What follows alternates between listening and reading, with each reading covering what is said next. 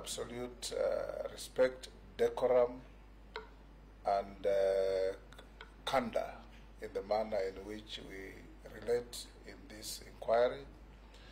We expect that you answer every question put to you through the chair, and all members have done very well and advise that all questions are also through the chair. So we limit completely any exchanges between the nominee and the members of the committee. We will also, for a start, after a few preliminaries, give you 10 minutes or less to tell us the story of your life. Who is Mithika Linturi? Franklin. Your journey to where you are seated. At the end of the proceedings, we'll give you also an opportunity for 3 minutes to tell us your closing wish. Having listened to you, you have the capacity to assess how you have performed, what you want us to do with you in this regard. Now, before we start, I'll ask you a few documentations that we require. I have been told by the clerk that certain affidavits sent in by members of the public were forwarded to you to look at and respond. You did not choose to depone in any rebuttal, but you are at liberty to give answers to any questions that may be asked in relation to those affidavits. The election to depone or not to depone is entirely yours, but the committee will not prevent you from saying anything in relation to those affidavits, in rebuttal or in affirmation of the contents therein. Do you have your tax compliance certificate from KRA? Yes, I do. You've already forwarded to us? Yes. Yes, the clerks will want to see the originals to compare with what you have sent to us after we have run through the list. Do you have the clearance from the Higher Education Loans Board? Yes, I do. Do you have clearance with the Ethics and Anti-Corruption Commission, ASCC? Yes, I do. Do you have a certificate of good conduct?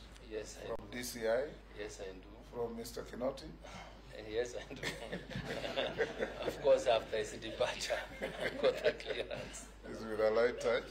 I know you had running battles with Kinoti.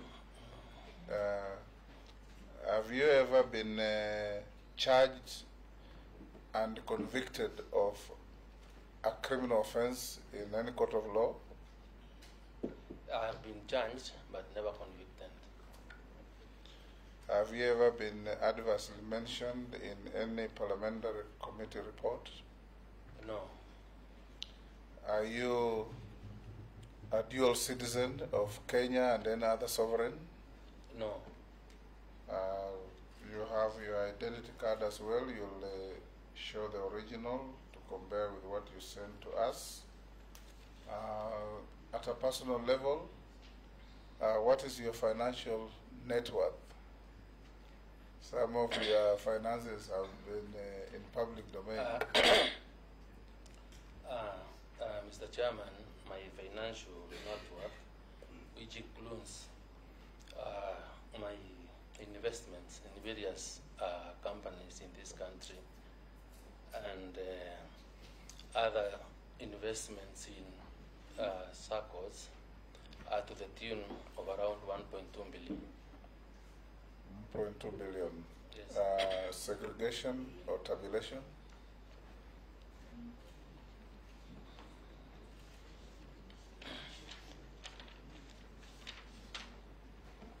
Mr. Speaker, sorry, Mr. Chairman. You can use them interchangeably. Oh. Yes. Yeah, I have listed a list of the immovable assets that I own in a page in the statement of net worth that includes properties that are developed. I've also put in a list of all the vehicles that are available for my personal use. And I've also put in the amounts of shares that I owned in various circumstitutions, one including the parliamentary circle, which I am a member. Mr. Speaker, I've also listed in directorship of in different companies where I'm one of the largest shareholders, being 16. So, paragraph 16 from the questionnaire, and all these total to the tune of around 1.2 billion. Good. What are your current and anticipated sources of income?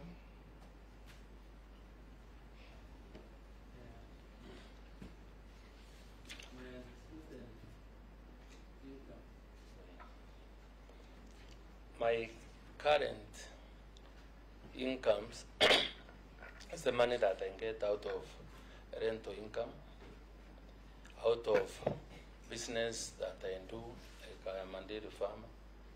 I keep cows and goats. I do sukuma wiki.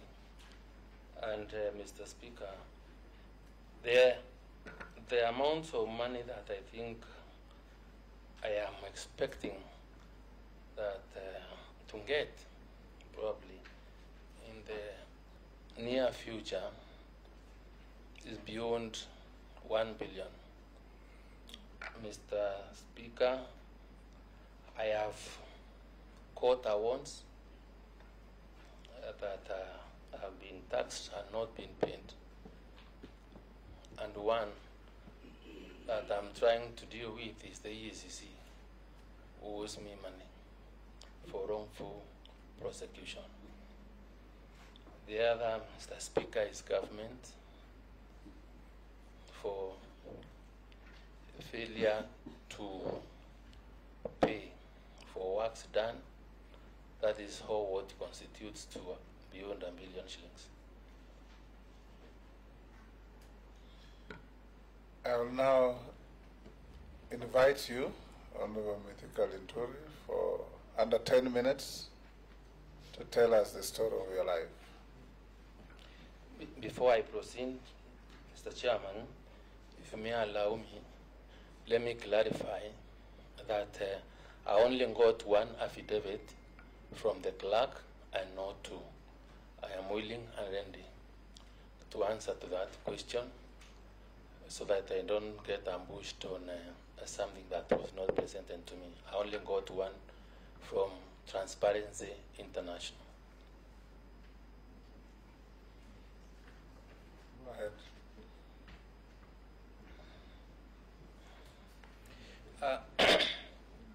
I also clarify the clerk had mentioned affidavits, but now she says that is the only affidavit that was received. The one from Transparency International. You may proceed. Mr. Speaker. Does the clerk want something from you?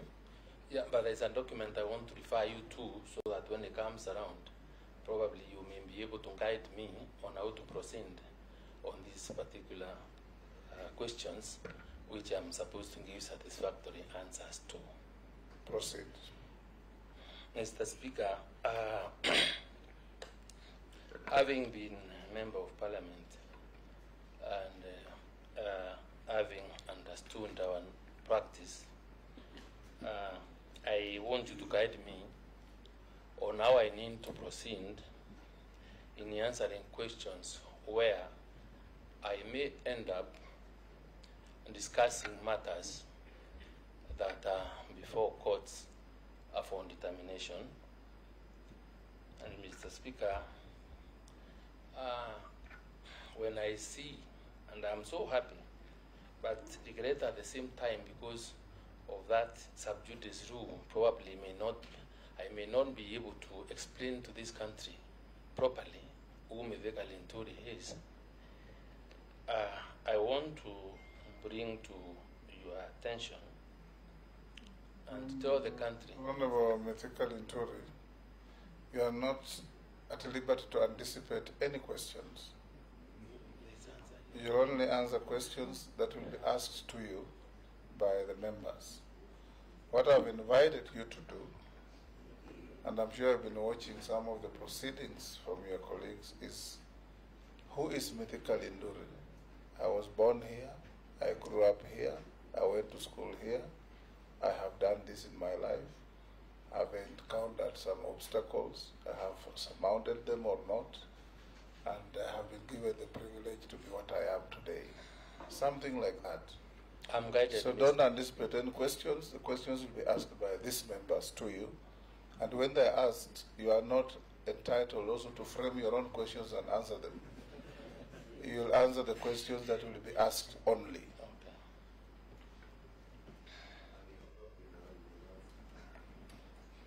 Okay. Thank you, Mr. Speaker. Accordingly guided. Yes. And I think, Mr. Speaker, my life began back in the late 1969, because that is when I was born, in a village called Iriaki in Igembe South constituency, formerly known Igembe North, Igembe district. Mr. Speaker, I was born from a very humble family, and what I remember most is when I was growing up and hunting cows or goats in a forest called Dune near my home, when I was arrested by the chief in around 1978 to take me to school. That time, Mr. Speaker, the test that was used to check anybody that had grown of age to get to school was to lift your hand on top of your hand and see whether you will be able to touch the other side of your ear. That's when I went to Mwamba Primary School, and for around 8 years, I went to, again, Mr. Speaker, to Igembe Secondary School. And the other thing that also makes me remember my first day in school, Mr. Speaker, and because of that I'm beginning, is when we were admitted and we were required to carry shoes and other items that we would use in school. Was that I went to school, my shoes in the box, and carrying the box on my hand to school. And everybody was laughing at me because they couldn't understand why I had not put on the shoes and had carried the shoes in the box. Thereafter, I stayed there, Mr. Speaker, and after Form 4, I also went to Middle Technical School, and Mr. Speaker, thereafter, after finishing Middle Technical School, my father thought then I should have stayed at home to assist him in his coffee farm, because I'm from a family of 8, and then he required to spend some of his little earnings to educate my brothers and sisters. I became difficult after attending to my father's tea farm and coffee for some time, and then decided to rebel and go to look for something else to do. that's how I left that home with only 30 shillings, without any clothes in a bag, without knowing where I would sleep. And my hustling life started from there. I made friends with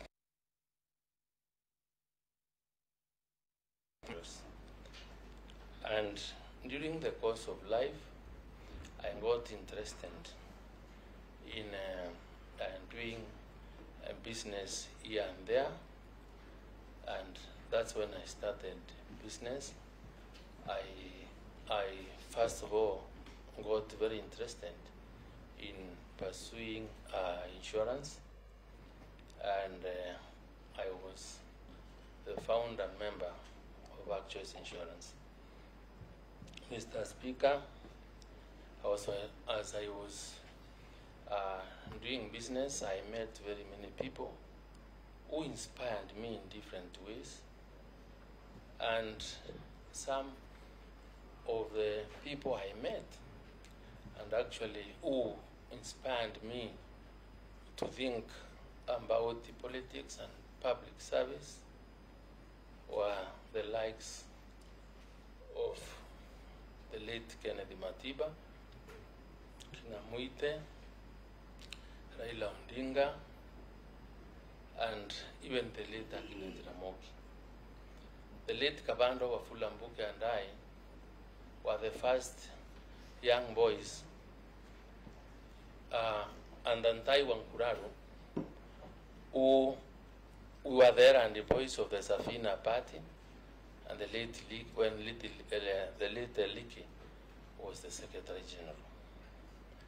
The first time I got charged in court, Mr. Speaker, was around that time, the year 2002, when I was alleged to have, and Mporo Abodi, who is also my friend, we are very close, and we were charged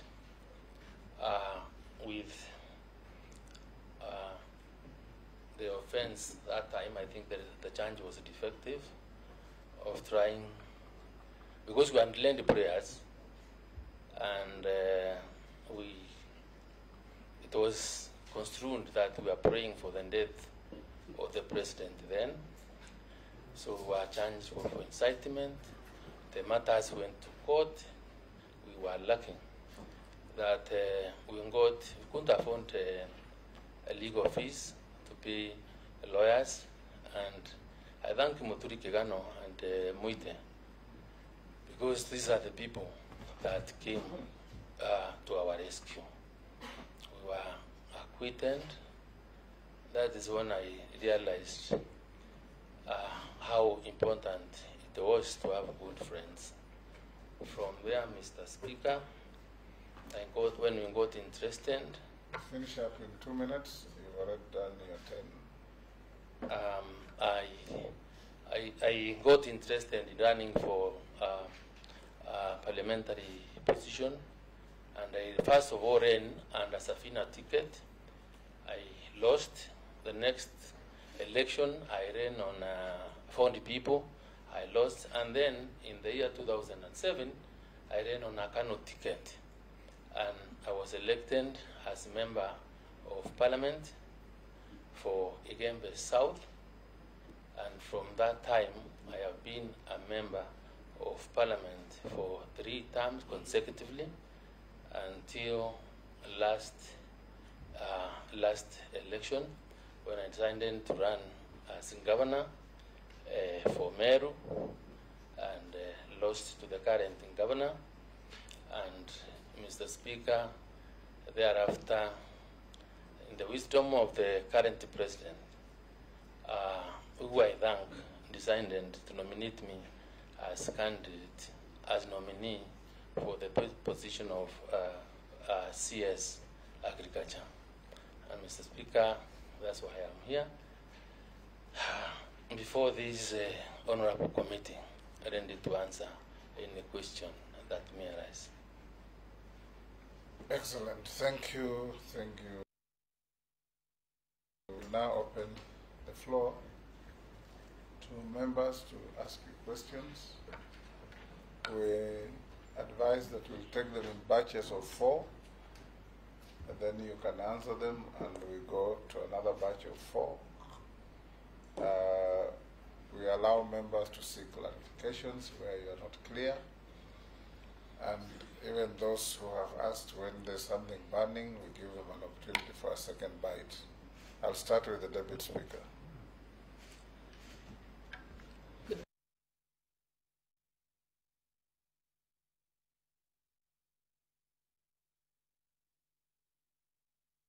Docket, that is, the people of Western Gishu County are immensely interested. As you know, agriculture is the largest sector, first pillar of the Kenya Kwanza manifesto. I'm sure you also know that agriculture has the highest employment multiplier effect.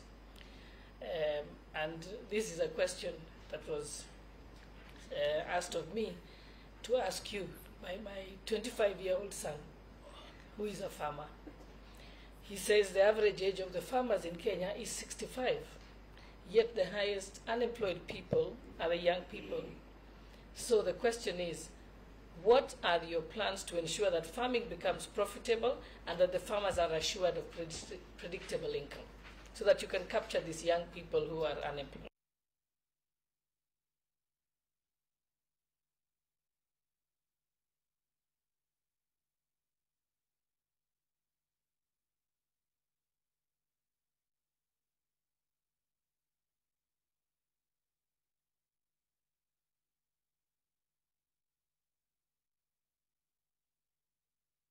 Mr. Mani Shomo, MP Kikuyu, as you are aware that agriculture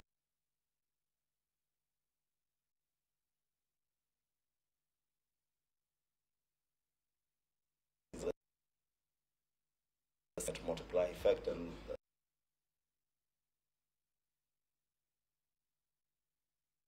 becomes profitable for millions of Kenyans who have not. Yeah, what are your plans, if approved as Minister for Agriculture, to dismantle the monopolistic cartels that have made agriculture not profitable to the majority of farmers, and especially in the dairy sector? I would dismantle those monopolistic cartels to make sure that our dairy farmers are living out of their agricultural endeavors. To Honorable Linturi, you have said you were arrested by a chief at a very young age to be taken to school. Up to very recently, we've seen you being arrested. Kanu days and church. Maybe Mr. Linturi, we have worked to DA and may be privy to information that contributed to his arrest. I don't know whether Honorable Linturi proper, because there is already the affidavit that has been filed by Transparent International.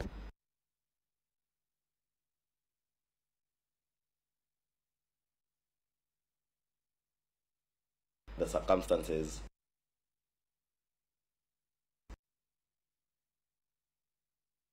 prior to your arrest there, maybe it would be only proper that you on the circumstances of the victim.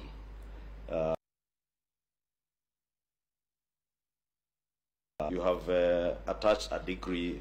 Point of order, Chair. Yes. Yeah, Chair. We are also listening very keenly to the majority leader's questions, but he's not coming out clearly. We would also like to get the benefit of what exactly he's asking, So when you're talking about a situation, maybe you can give us which situation, because the nominee has been arrested severally, not once or twice.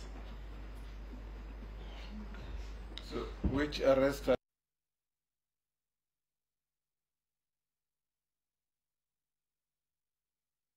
An arrest by the chief. The chief abducted him and took him to school. I think it's just a question of using the wrong language. He was captured by the chief while looking after cattle and taken to school. Isn't that so? That's what you meant? Yes. Yes. But the rest are arrests by different agencies. I think definitely, Honorable Speaker, the Honorable Buyu should be aware, of course, that the first one, I think, it is his description of arrest, and he has explained the second one. And the Honorable Speaker also did indicate that the Honorable Linturi has had some run-ins with DCI Kinoti. And that is the incident that I'm referring to, because he did share with me, or a group of us, at the time we were being tormented by the former regime. In fact, Honorable Speaker, is that just that we were sharing information that Linturi, you have attached a degree from the University of Nairobi for a Bachelor of Laws that you graduated in December, 21st of December in the year 2018. And I also know that at the time, I think you indicated you wanted to run for governor. The same DC Kinoti had attempted to either investigate or charge you on some degree certificate that he said was fake. Could it be this degree certificate that you have put here in the file? Maybe you can also clarify whether this is a degree that was under investigations by DCI Kinoti. Thank you. Thank you, Mr. Chairman. Honorable Linturi and I served in the 11th Parliament in the National Assembly, so we know each other. Mr. Honorable Linturi, you know, as public officers, indeed as state officers, your life becomes a matter of public interest. And I will pick it up from where the Honorable Ichungwa has left. Because I've looked at your CV, which is in the file, and it shows that you clearly have only one degree, which is Bachelor of Laws, second class honors, upper division, attained in 2018 from the University of Nairobi. And yet again, it is in public domain. As a public officer, you know, you're under scrutiny. That at some point you had an issue with the University of Nairobi concerning some degree. Indeed, the university went ahead to, I think, deregister you or strike your name out of the roll of graduates on account of some forgeries or alleged forgeries. In fact, the matter was taken up at the EACC. I don't know what became of the investigations. So, just to be clear, that this can be rested once and for all. Do you have only one degree from the University of Nairobi, which is a Bachelor of Law? Did you present some other degree to the University of Nairobi for admission to this course? Did you ever get a Bachelor of Commerce degree from an Indian university? These were subjects of speculation at the time of the investigations. Two is that on the 28th of April 2021, you were arrested by the DCI. 28th April 2021, or thereabout. You were arrested by the DCI for allegedly using forged signatures to secure some Kenya shillings 530 million loan. What became of this matter? Because I never heard of it again thereafter. Then, when the then, or the current, if it maybe it's true, CS for Interior, Dr. Fred Matiang'i, when he appeared before a Senate committee, if I may recall, he made some very disturbing allegations against you, which again is in public domain. That as director of Articon Limited, alongside one Emily Wantai, you forged company documents to facilitate the borrowing of another Kenya's personal loan of Kenya shillings 100 million without the consent of another shareholder or co-shareholder going by the name Kipchumba Ngetich, who was subsequently again fired from the company for refusing to play ball. Those are the words of Dr. Matiang'i. I'm just paraphrasing him. You may want to shed some light on this, even as you seek to be approved to occupy this very high office. Finally, and the Honorable Bichungu has touched on it, the affidavit by one Sheila Masindi, who is the Executive Director of Transparency International, drawn on the 14th of October 2022. It is also again raising very disturbing issues. One, she of course alleges that you were arrested and charged with the offense of attempted rape on the 30th of January 2021. She goes ahead to say that the matter was eventually dropped. Okay? But the charge raised, those are her words, the charge raised serious issues on your integrity. Kindly comment, make a comment on the same. Thanks. I think those are sufficiently weighty, quite a mouthful. I would allow you to answer those three before we take some more. Starting with the Deputy Speaker, but you can choose to start from the tail end or the top. Let me, Mr. Speaker, start from the bottom up. So I'll start by answering Mheshimiwa Wandai. And Mr. Speaker, when in my opening remarks, there is an issue that I raised on some duties, and I will do my best to answer so that I do not touch on the issues that are before court for determination. Mr. Speaker, I don't know whether this document is with you, and I want to answer the issue, the matter on the affidavit of Mbere, on the withdrawal of the issue of the attempted rape that he's talking about, and that is indeed the issue that Mheshimiwa Ichung'wa was trying or sharing, was even before this happened, and shared with my very close friends.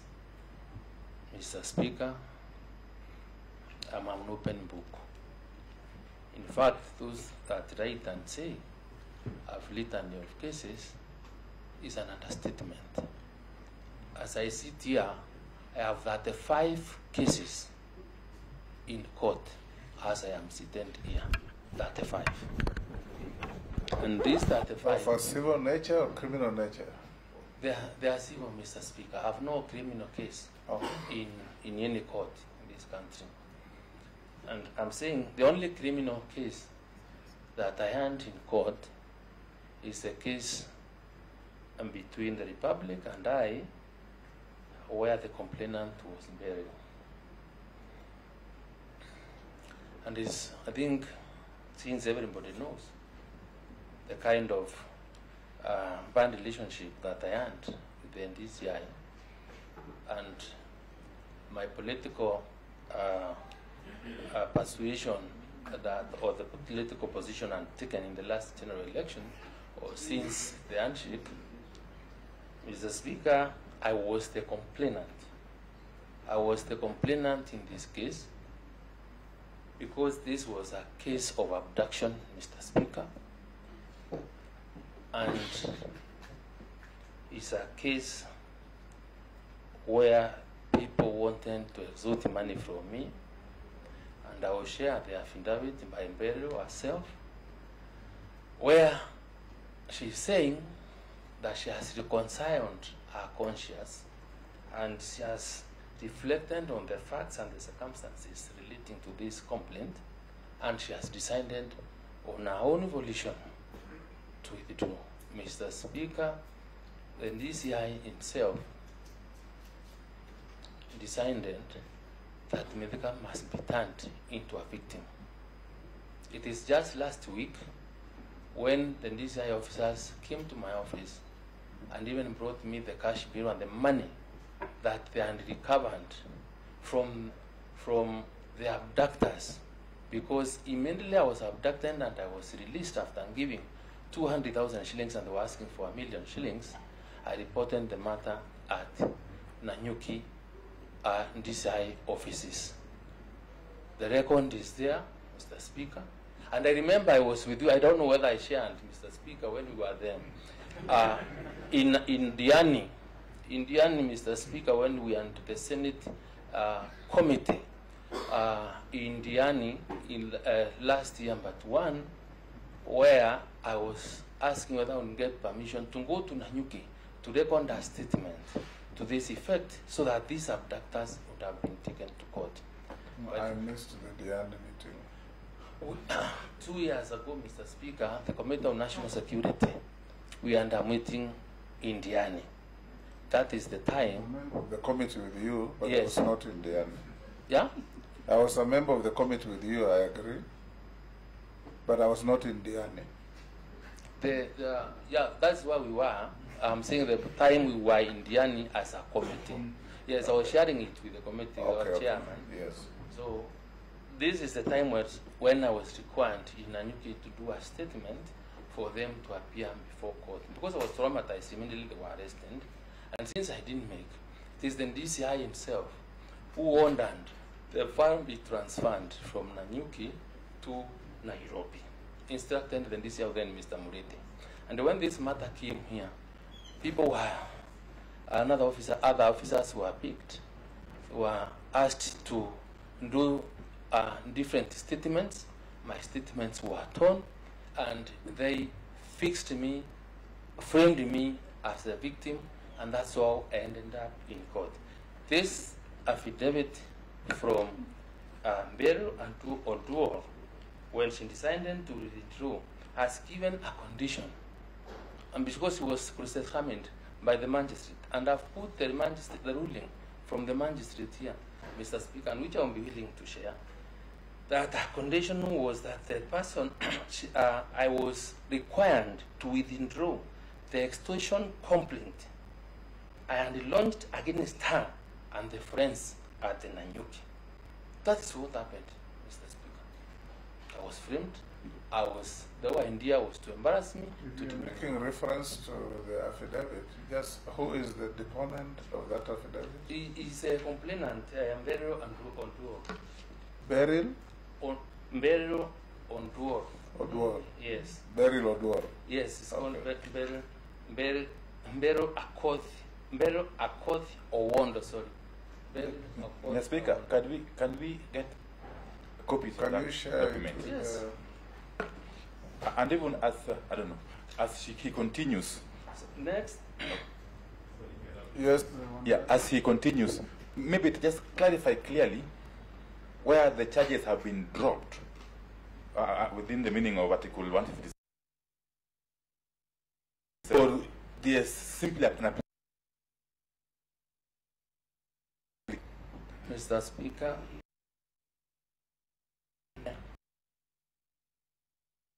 the true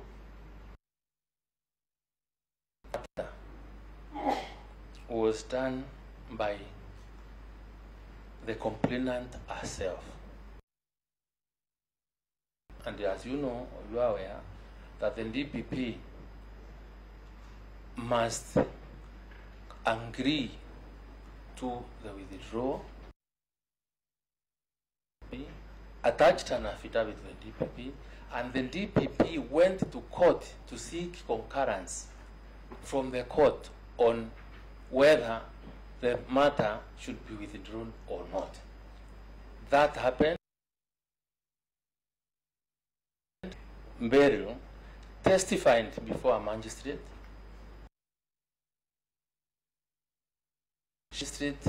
And nothing else other than to assent to a request to withdraw the matter. The ruling from the magistrate is attached to the affidavit of Mberu and Roro. I did not initiate.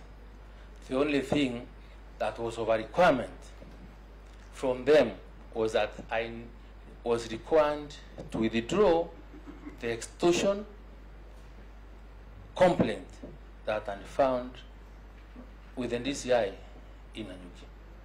That's how the matter was withdrawn. It was not the DPP who decided to do it, but it was moved by the complainant to withdraw the matter. And did you withdraw also your complaint then? To date, on extortion? To date, Mr. Chairman, I have not. I have not withdrawn, but I can also tell this committee, I have fought so many cases and I don't think I have the energy. I want to frame my mind, given the opportunity, to work for this country. I must also let it go. I must forget the pain, the persecution that I've gone through, and I have left to the conscience of all my persecutors and gone to deal with them, because there are many, as I will continue trying to explain, Mr. Speaker. Mr. Speaker, your just wanted to ask what you just asked, whether he has withdrawn, but maybe in relation to that, have you been able to establish, other than the complainant in that case, because there are also men who are involved, whether these particular people who are involved were DCI officers? Because why I said I was privy to information, Honorable Speaker, is because I had the same sort of incident with the Honorable Linturi when criminals poisoned people in Kikuyu, and DCI Kinoti did exactly the same thing it did with this case. Turned around the case, recalled the file from Kikuyu when we adduced evidence to the Kikuyu DCI offices that indeed the people who were involved in poisoning of people in Kikuyu were DCI officers. And I'm asking that because would you be aware whether the other men may have been DCI officers? Mr. Speaker, probably I may want to pursue that once there is the overhaul of the DCI's office, the overhaul of the staff at the DCI offices. No, the question is very simple. Were DCI officers involved in what you are calling a frame-up? If they were, yes. If they were not, no. Mr. Speaker, I may want to imagine that they must have been, because calling for a file for an offense that took place in Nanyuki, bringing it to Nairobi, assigning it to other officers, and then turning me to a victim when I was the complainant, then it cannot... Turning into the villain, the yes. accused, not the victim. Sorry. Yeah, that's what happened, Mr. Speaker. And if I may proceed, because Mr. Speaker, even as it continues again, yes, maybe because now so many issues have been raised and the names have been dropped, is it possible for Honorable Linturi to just explain to us how the abduction took place? Very, very briefly. I'm going forward, Honorable Linturi. I did advise you, only answer questions as they are asked. You will be very safe that way.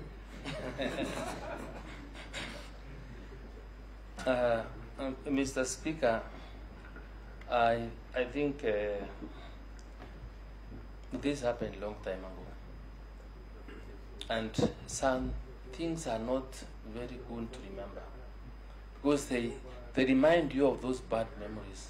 Probably when you suffer an abduction is when you may be able to really think, and why it's also even necessary to take people through counseling. It is not an easy thing, and especially when the hand of government agencies is involved. Mr. Speaker, let me answer the issue of the 530 million loan that he's talking about.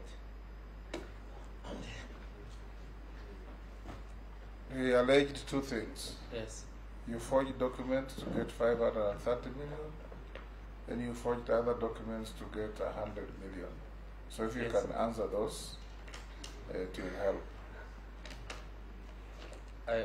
Mr. Speaker, I also invite you to a document that I will share with you, and judgment that was given by Justice Ongud Judge in petition number E068 of 2021. And I need to remind or to inform this committee, which thanks I also give to the Second Senate.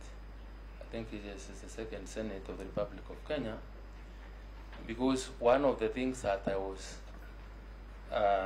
arrested for, the allegations I was being arrested for when we were to vote for the BBI, are these allegations that Wandai is raising. Mr. Speaker, the matter that Wandai has raised is subject to an High Court matter E138. There are several rulings on this particular issue by Justice Okwani. I will be sharing. That is the 500 or the 100? They are all combined. They are combined? Yeah, they are combined. Oh. They are combined, Mr. Speaker. And you remember when I was in my opening remarks, I wanted some clarity on the issue of sub judice, because they are before court. Certain rulings in particular, which I think will be important, on that particular area of the forgery, the judge has properly pronounced herself on this matter and have been exonerated. But the other issues relating to the net worth of this company and whatever it is are still before court. And so only make reference to the matter that has been concluded by the court. The others remain contested between you and your accusers. yes. Yes. So, it is not true, Mr. Speaker, that I did any forgeries. And in fact, this was also a situation where the DCI was ending the complainant, the person is referring to take away my investment in this particular company.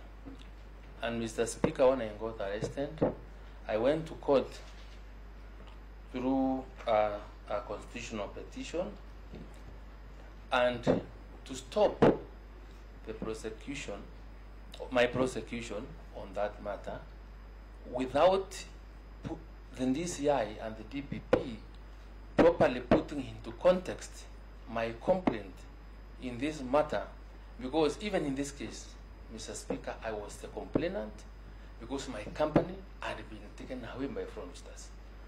And in the course of investigations and the DCI and other agents and found a way to deal with me, then I was also turned again to be the villain.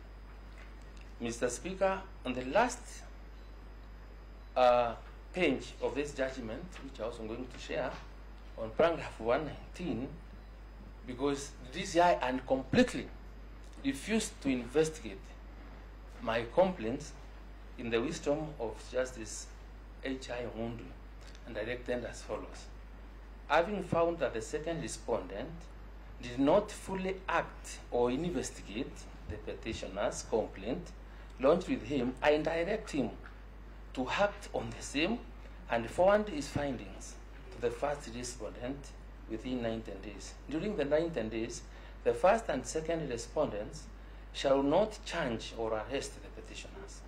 Save for the above, then I find no merit in this allegation. Mr. Speaker, I want to share, because this document, and because that is to, I'm bringing this to demonstrate and to show that even when people read or questions are raised, Mr. Speaker, the criminal justice system was somehow are not willing to listen to my complaints, and I am just waiting for the appropriate time. So I'll give this one. Yes, to share with the committee. Chairman, I'm seated next to the nominee.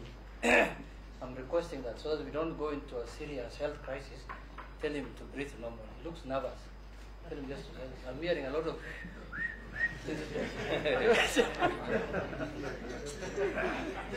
And Linturi, are you nervous? No, I am not. I am not, Mr. Speaker. You are not nervous. I'm not. How would I be nervous? These are my colleagues. We've been around together for a long time. Can you, clerk, get the document and the reference, make copies and circulate?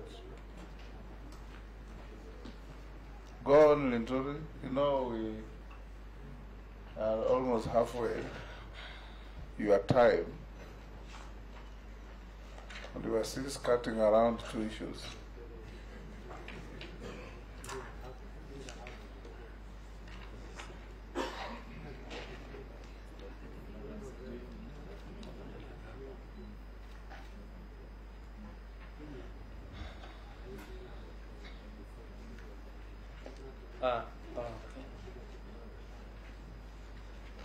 To make progress, Honorable Linturi,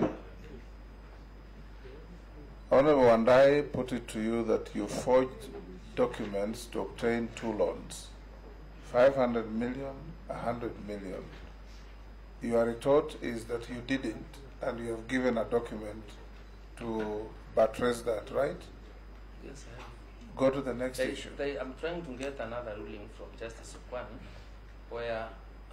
on the same issue? On the same issue. Okay. Because this was a constitutional petition that stopped my arrest, and the Yes. finding of the judge was decided not to investigate this matter. The other one is where the judge has clearly pronounced herself on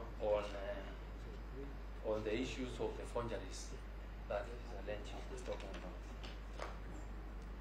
So did the court say you forged or you didn't? I did not. Okay. Yes. Give the ruling. Just give the documents. The clerks will run through and assist the members so that we make progress. Can I ask, Point of information, Honorable Speaker. Yes, you've got 90 minutes. You've spent 40 minutes explaining all sorts of cases.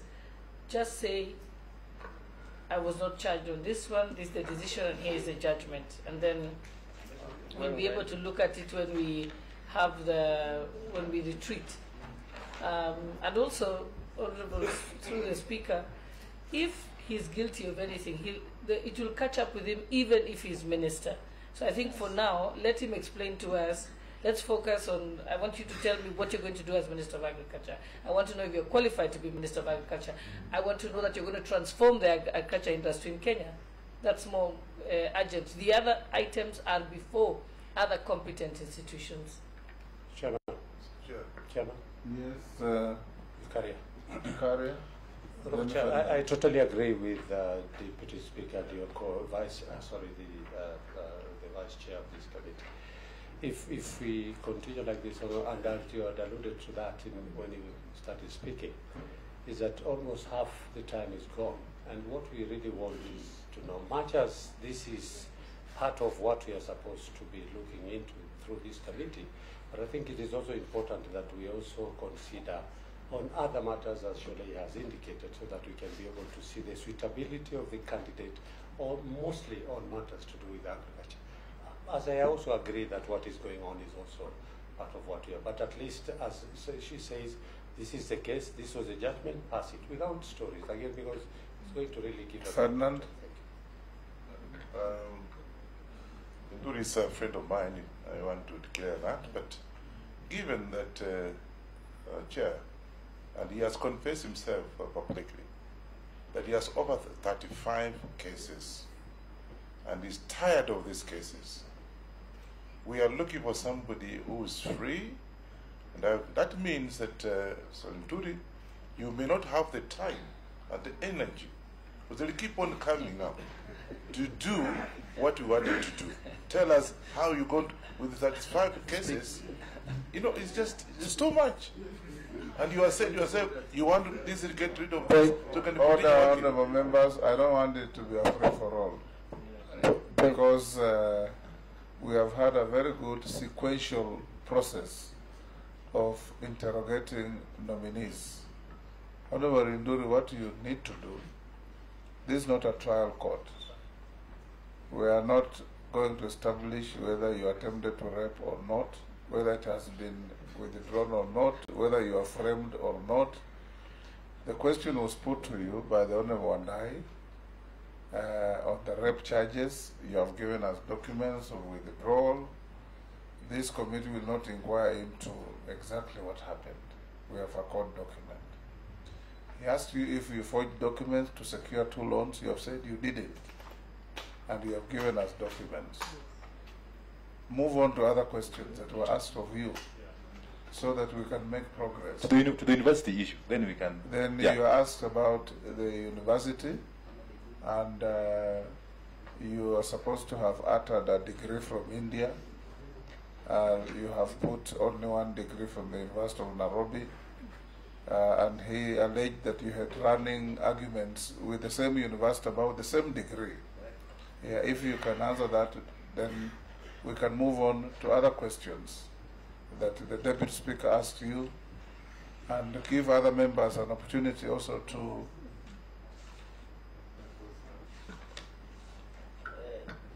Speaker, I didn't want to disrupt the proceedings, but yes. I want to pick from where you said, let us advise our colleague, Honorable Linturi is our colleague, that we are not in court, Honorable Speaker, where you can produce all those details and volumes. Maybe he's gotten used to that 35 places and court. This is just a vetting process. Just bullet, and we proceed. To the extent that they touch on his integrity, he is at liberty and is obliged to furnish us with documentation that you look at. But as to his innocence or otherwise, there's another agency that can deal with that. We can make inferences on these issues at the end, but we have no capacity to say whether he's guilty of this or not. Speaker. Yes, Dawood. If you allow me to comment, I think we are probably taking the nominee a little too far. If we ask him a question, he replies, let him give us those documents after the sitting, give it to the clerks. But in a matter of 35 cases, Honorable Wanyonyi is talking about, that is neither here, neither there. He just mentioned it. It is actually the nominee himself who has walked too far.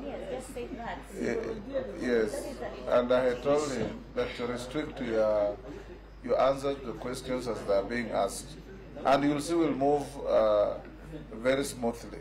So if you finished with Honorable Wandai, talk about the degrees, come to Honorable Sholei, then I give another batch of colleagues to raise issues.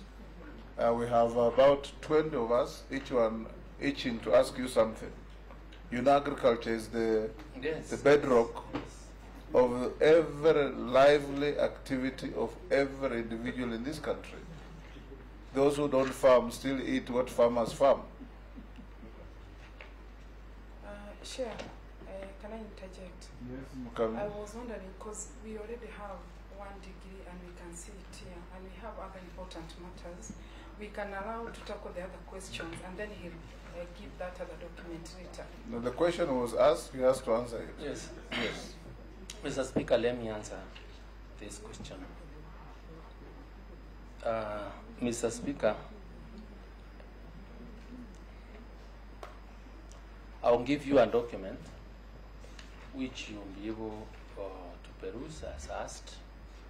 And the issue that there was an issue with the University of Nairobi. And when my studies were discontinued, were that I was doing my Masters of Law. It is not the undergraduate course I was doing. And I had been admitted to pursue a Masters of Law. And Mr. Speaker, I was registered that time. Let me make it very easy for you. Yes. Honorable Linturi. Yes. Do you have any dispute with the University of Nairobi that is alive over your LLB degree? None, Mr. Speaker. That is it. Number two, have you ever uttered anywhere a degree from India? Not, Mr. Do you have a degree from India? And Mr. Speaker, yes. And the documents are here to support that. This matter has been canvassed in court in 2 cases, in 3 cases actually, in 2017. There are all documents here. And India. I will not be able to mention on that because the same matter again has been raised. The hearing for this case is on 4th of November. Issues around your Indian degree? Yes. Hold on. Issues around your Indian degree are in court. Yes. Is that the reason why you did not attach that disputed Indian degree? That is not really, Mr. Speaker. It's also because the documents that I attached are the documents I'm able to access. One of the issues where I raised... That's exactly what I'm asking you. That you attached the Kenyan degree from the University of Nairobi because it has no issues. It doesn't have issues. The matter is there. Answer other questions. Speaker, how does it rest, really? When he has said that he has got an Indian degree, the certificate must be with him, the degree certificate must be with him somewhere. He says, yes, if I got him right, he has an Indian degree, it has issues around it, the issues are in court, they are active and therefore sub judice, and we are not here to inquire into his degrees. In any case, the possession of a degree is not a requirement for him to be a minister. But if he has a disputed degree and the degree is found invalid, it goes down to his integrity. Yes. Yes. That is the only issue that is available to you to pursue. That's what I'm pursuing actually. The issue of integrity. Question, a very clear question, and I want a very clear answer yes. so that we make progress. Yes. The issue is, we wanted the Honorable Linturi to confirm if he ever held a degree from an Indian university. He has said yes. And I'm asking, can we see a copy of that degree certificate? I am being told we can't see it because the matter is in court. That's what I'm finding very difficult. Yes. Mr. Speaker, you know, I also explained the circumstances in which I find myself and why even other certificates are not there. There is also a court order here that bars me from accessing my own house, where on documents. Mr. Speaker, I give up. Yeah, it is here. That's why I say that in many cases, Mr. Speaker. And if I may read, restraining the respondent. Hold on, let him respond. So, Mr. Speaker, even as I sit here, there are documents, my titles, my logbooks, my everything I can't access because there is a bar. Honorable Linturi, yeah. There is an article written by Lord Denning called "The Witness Who Talked Too Much." Yeah. If you have an Indian degree, say yes. If you don't have it here, say you don't. The reason you don't have it, you are barred from accessing your premises where it is. We leave it there. Yeah, I don't have it here. Yes. Yes. You are just volunteering and helpful information. Thank you, Mr. Speaker. Thank you. Thank you. Let me go to Shelley's question. Those are the questions by the Yes, Deputy yes, Speaker. that's what I want to get to. Yes. But this document is important.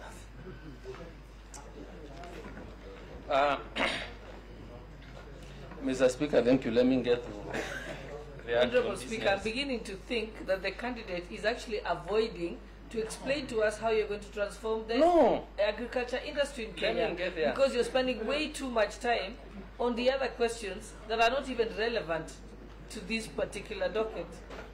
But Mr. Speaker. Mr. Speaker, that's the point of going to Mbo's Sholei's question that the 25-year-old boy asked, I want to agree with her that agriculture, Mr. Speaker, contributes to almost 60% of our GDP. And to transform this country, we require to seriously invest in agriculture. To change this country and to make sure that each one of us as Kenyans is comfortable, we need to re-engineer our ways in how we conduct ourselves in the field of agriculture. Mr. Speaker, and when I speak about agriculture, is in horticulture, in apiculture, in livestock and everything else. So, Mr. Speaker, first of all, what I want to do, considering that agriculture is an evolved function, agriculture, where I will sit, if approved by you as a minister, will basically more deal with the issue of policy. Crop husbandry is in the domain of our county governments. The first thing I want to do is to have a serious sitting with the governors, and possibly, because I believe in teamwork, I believe in building proper networks, have also a meeting with their CEC's agriculture to see how together we can be able to transform agriculture. Mr. Speaker, I know we have a problem in this country. I know the youth can easily be employed if we were to do our agriculture right and correctly. And I'm happy both Sholei's children is really interested in doing agriculture. But if you were to speak to very many young men and women, and whose mindset I am willing and ready to engage to change, is that some of them have taken agriculture as a form of punishment. Many of them are afraid of that, and many of them, because of failure for a guaranteed way of trying to assess what incomes or what you can be able to predictably be able to assess from a crop, have made it very difficult for many of our children to engage in it. So I want to pursue possibilities of how we will be able to encourage our young people and everybody else to get into the farms and do it. Mr. Speaker, I want to invite, including all the members of parliament here, we cannot be crying of lack of food when we are not doing it by ourselves. Before we get out there to cry, there is famine. What is it that we are doing as leaders from the family level to feed ourselves first of all? I want to ask, to call for a candid, robust discussion on how each one of us can be able to feed himself and run away from the reliance of going to markets to buy food when you are not sure where that food has come from. The question she asked you, the Honorable Linturi, is that what are your plans to ensure that farming becomes more profitable and farmers are assured of a predictable income? Mr. Speaker. Then combine that with a question from Ichungwa that it's your docket is the highest in employment multiplier effect. What are you going to do to ensure that agriculture becomes a major job creation engagement? Chunga, that was your question, right? Yes. Yes. And how you will dismantle milk cartels in the sector. Take a minute to answer those three questions. Yeah, Mr. Speaker, we now have to see on how we can hand value to our agricultural products. Those that are doing, for example, dairy, we must know how we can be able to engage them from their own farms, from an area where probably you can be able to bring in farmers to pull together, see, collect, for example, collect enough milk, see how we can have processors that can be able to hand value to our milk so that we're able to produce other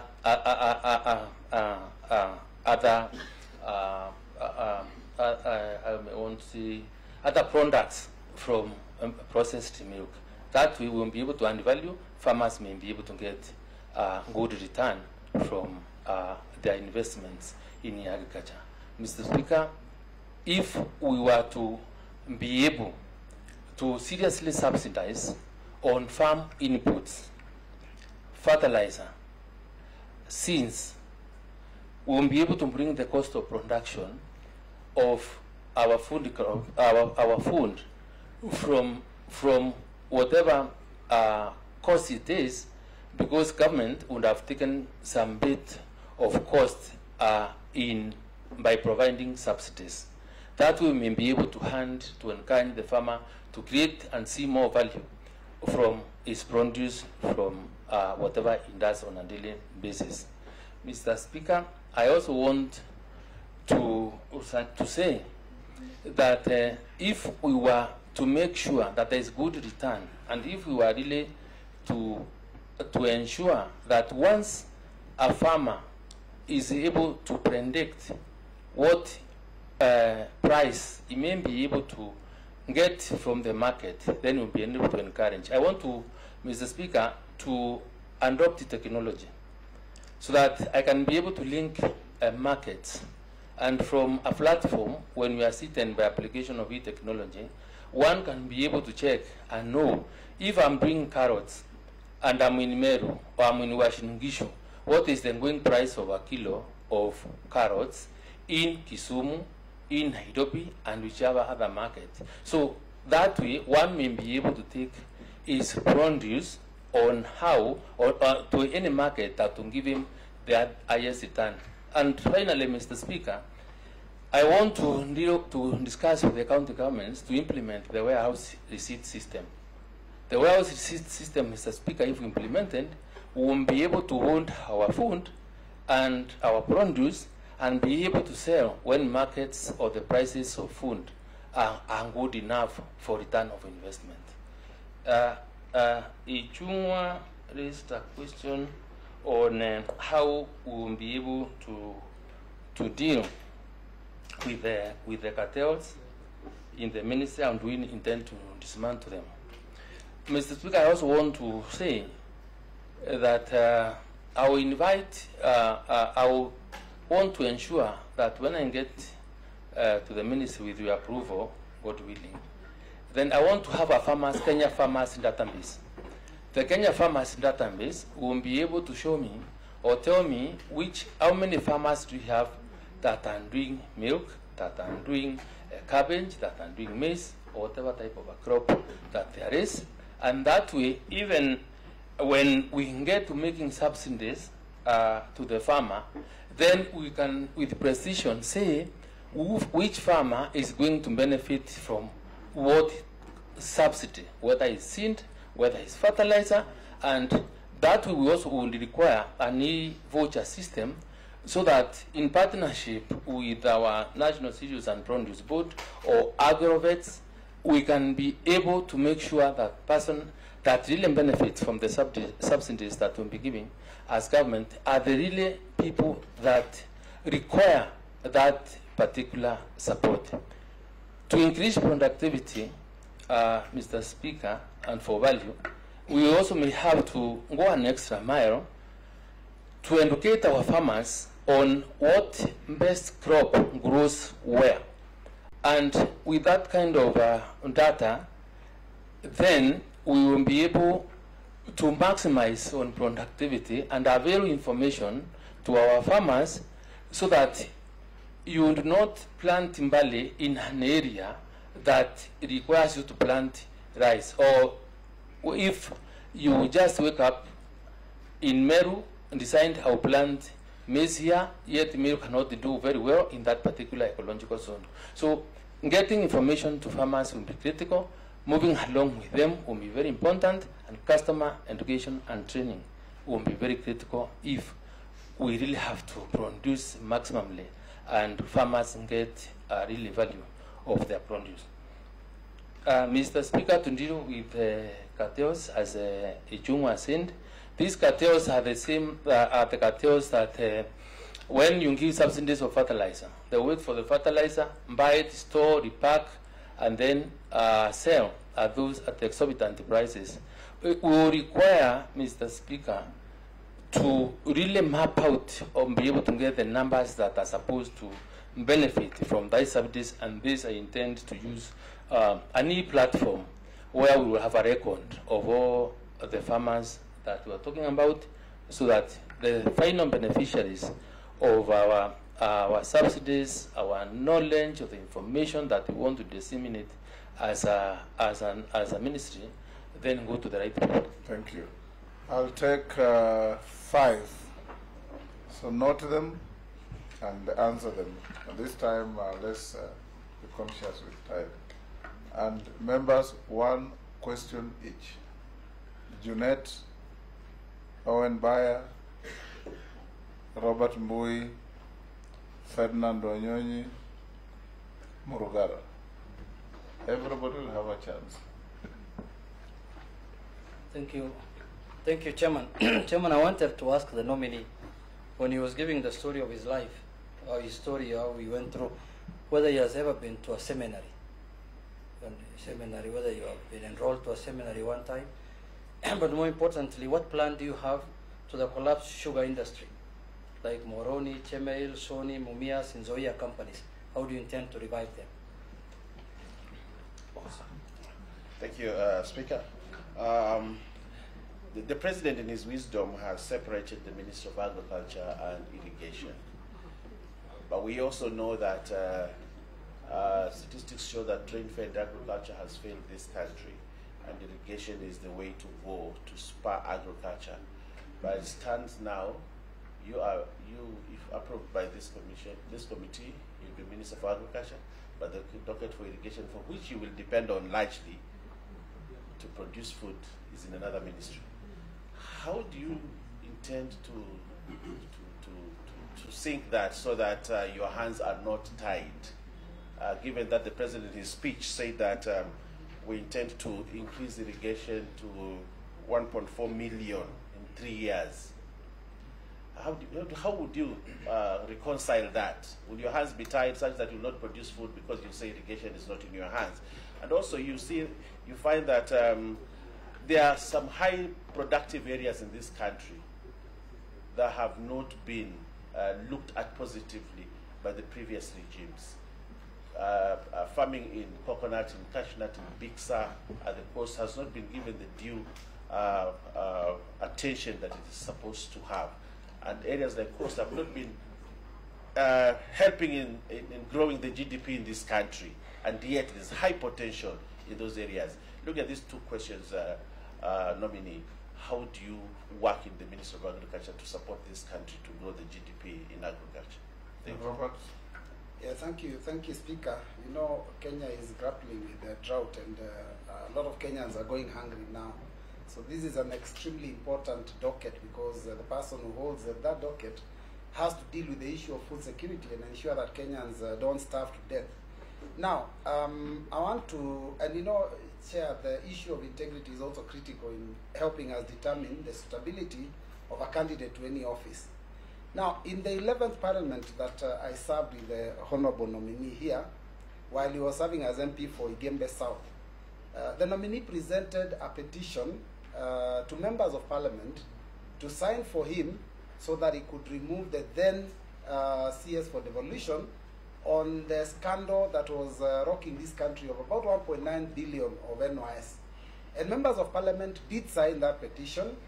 Mr. Speaker, I was one of them because he convinced me, and there were really weighty issues. But on the day that this petition was to be read on the floor of the House, the nominee did not show up, and did not show up for quite a while after that.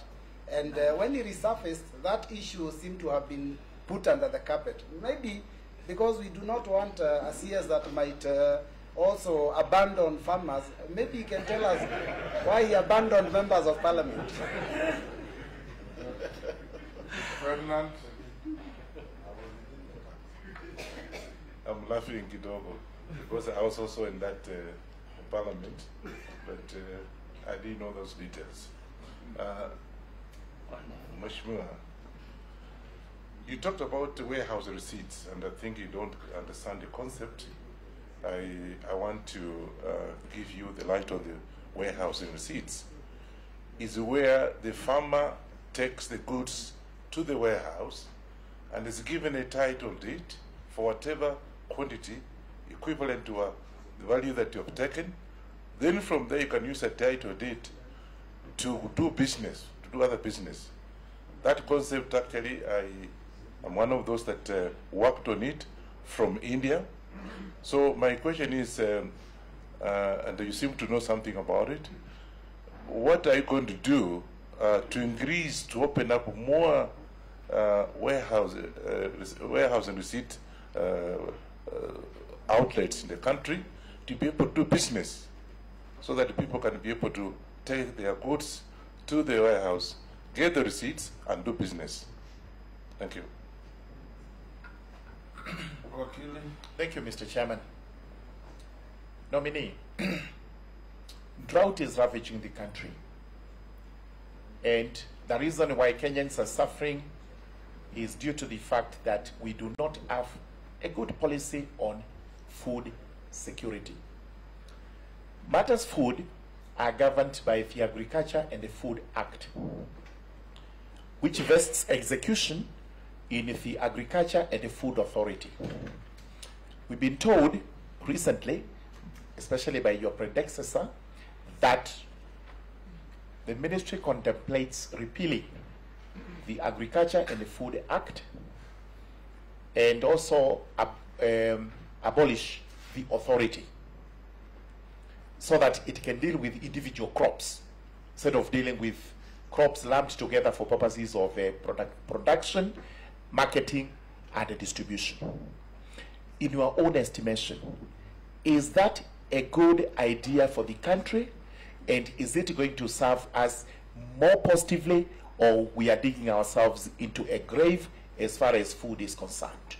Thank you. You can answer those 5. Thank you, Chairman.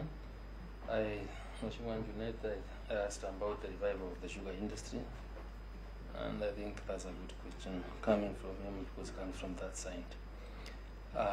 Mr. Speaker, I think the sugar industry plays or employs very many people, and is a source of employment for young people and others that work from that particular end. And when I interacted with the sugar companies when I was the chairman of public investment, most of these sugars companies were making losses. I think it is the time, Mr. Speaker, I think we really require a serious discussion, because the investment of government in a number of these sugar industries is huge. We've had bailouts by government to these sugar companies a number of times, and we are required to check on whether there is real return on the money that government invests in them, and then open a candid, robust discussion with all stakeholders in trying to understand how best we can revive the sugar industry. Mr. Speaker and Chairman, I would ask Junet to become part of this discussion because you may understand this area better, but I am told or I hear that there has been discussions on how to privatize these companies for maximum productivity and for profitability. If that is the direction we may end up going, then Mr. Speaker, and since all stakeholders will be involved, and if we are to go that way, of course, Parliament will be involved, then at the personal level, I wouldn't have any problem because I will not be there to dictate. I will only be guiding the process, and it will be all inclusive, all consultative, so that we have one common ground on how we need to revive this important sector in our economy. Mr. Speaker, I think Owen asked how I will be able to produce food when the irrigation docket is not in my domain. And I want to say that government works collectively. I am sure, and we cannot succeed without water, without going to grow food without water. And anybody that cared to listen to my boss's speech yesterday during the Mashujandi celebrations, he has offered or inviting people to partner to come up with around 100 dams that will be able to assist us in providing water for irrigation. I want and I believe that because cabinet decisions are collective, I will personally be able to speak to my sister Alice Wame because she is in that particular docket, and because we must all deliver as government on how we can break those perceived barriers, if any, so that at least together we can be able to grow food, together we can build the synergy and ensure that our country is food secure, because our reliance on food, our rain-fed agriculture, Mr. Speaker, is not anything that we can really rely on. An interesting question was also raised by my good friend Mheshimiwa on my integrity, or whether I will run away and leave the farmers or leave the farmers alone. Mr. Speaker, even as we discuss that issue, I think for those that have been bunge with me, because I think we've served the longest, you have served the longest in the House, and I think I'm the second longest serving. I think my record also speaks for itself in view of the committees that I chaired and the recommendations I've done as a committee, which went to the extent of indicting ministers when we sat in the same house as ministers. And the latest being my investigation committee that I chaired, investigating the possible loss of money from the Ministry of Education by the acquisition of the Ruaraka land where the country lost 1.5 billion. I don't waver. I am incorruptible. You can only persuade me, Mr. Speaker. So to get to the draw of this particular matter, because that matter, Mr. Speaker, it is true and a lot of support in the House. And Mr. Speaker, those that were in that parliament, when all this happened, I came to the chamber and rose on a point of order and a personal statements. And I documented every step that took place, what went on, who called who, where that letter was signed from, and that matter isn't. Unless if you allow me, Mr. Speaker, I can mention. You know, Mr. Speaker, this country, you allow me to explain the circumstances. Go ahead. Mr. Speaker, for those that have never known, you see, when a gun is put on your head, And you understand, when you have a CEO who is almost a terrorist, then there are many people that cannot withstand the pressure, the intimidation, and the threats that exist. I can tell you the letter to withdraw was signed. To withdraw the motion? Yes. Was drafted by one J. Linturi. The letter I was asked to sign, Njomo called, or no, Speaker Linturi was called from somewhere. He was along, I think in Kilimani, was told, go back to the house, there is a letter that's being brought to withdraw that motion. Jomo Gishaka, past 8 o'clock, delivered the letter to the then Speaker, J. Linturi. Those are the circumstances that I found myself in, and you know. You signed the letter? Mr. Speaker, yes. Yes, yes, that's it. And the President was there then. So, Mr. Speaker, that is the situation, that is the condition. And that is from that time when my relationship and him went sour. Because that thing has really tormented me. I've spoken about it, but members continue asking. They may not have known, just like all these others were all organized and planned by his agencies. Lastly, Mr. Speaker. You have the question from Ferdinand and Murugara. Yes, Mr. Speaker. The warehouse system, receipt system was passed. It's a law that is in this country. It's supposed to be implemented by the county government. It is the county government that is supposed to license warehouses. And I think that we will not succeed if we do not work very closely with the county governments.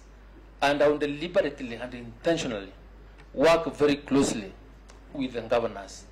I even want to, I will be proposing laws to even operationalize this more, Mr. Speaker, because I believe food security cannot be a function of the national government alone. If crop husbandry is in the hands of the governors must participate in ensuring that Kenya is food secure. Mr. Speaker, I want to encourage and I want to propose to the governors when we sit down, and by use of this system, because this system, unless my understanding is different from yours, is where the licensed warehouse will be able to mop up the produce in those particular areas. And because I am even told this system is a serious support from some donors and other financial institutions, where if you have a problem, you may be able to be paid up to a certain percentage of the value of your crop. That way, you address your immediate financial needs, as when then the men and women in charge of houses are looking for good prices for that produce. This way, if we were to, the county governments were to do it professionally and organized in a good manner, then we will be able to ensure that in whatever part of this country, at least the amount of food held in our stores or in our houses are clearly known. And this way, Mr. Speaker, you can also encourage commodity exchange through these warehouses, so that if, for example, you do not have money, you have tomatoes, the other one has cabbages, and that's what you want, you can always agree on how to deal with it. So I want to ensure in the participation of governors, I also create county food reserves, so that the county food reserves will be able, from when there is need for immediate address in terms of our food solutions that we may have within the counties, then the counties can be able to come in and support it. So I want to assure you, Mr. Wanyonyi, we will get a framework on how we can do it. In any case, just like I'm saying, this cannot be done without legislation. we will be getting back to you. We will be asking you to kindly support us in this particular matter. Mr. Chairman. No, I wanted to make a clarification. Yes. If you allow me to. Yes. This, let me tell you that as I'm talking, this Parliament sent some people to South Africa. We saw how it's operating. The Ministry of Agriculture, for our case, will have a department, and already have a department, dealing with the warehousing system. In fact, as I'm talking, the outgoing minister opened a warehousing system in Kitale, which I witnessed, and I think 2 other places. So just tell us that if you are given the opportunity, you'll be able to come up. We will be able to enforce the already established system so that can be able to move, as you are saying. Thank you. Mr. Speaker, I am willing and ready. You are approved to engage. And those systems that are functional. Thank you, Chair. I didn't want to disturb. I wanted to wait for him to finish. But when Wanonyonyi did, I thought maybe at this point I need to clarify that on the question I had asked, and this has to go on record, Chair, that on the day that this petition was to be presented to Parliament, it was not withdrawn, Mr. Speaker. It was on the order paper. But what happened is that the nominee did not show up. So that is a report that was in the House. That is what is unanswered. It was called out, and he wasn't there to move it. So I wanted that to be clear so that, for the record. Thank you, Chair. Mr. Speaker, I am not trying to defend myself, but he knows at what time, in most cases, the order papers are out. I've seen the Speaker was called very late in the night, and the letter was taken to him. So I was not in charge of the Secretariat of Parliament or how that got it there, but that is the truth. And I can always also go back to check the answer what I recorded that particular time. Speaker Murugara. Yes, Point of order, Chair. Honorable Chair, does that insinuate that the nominee is weak and cannot withstand political pressure?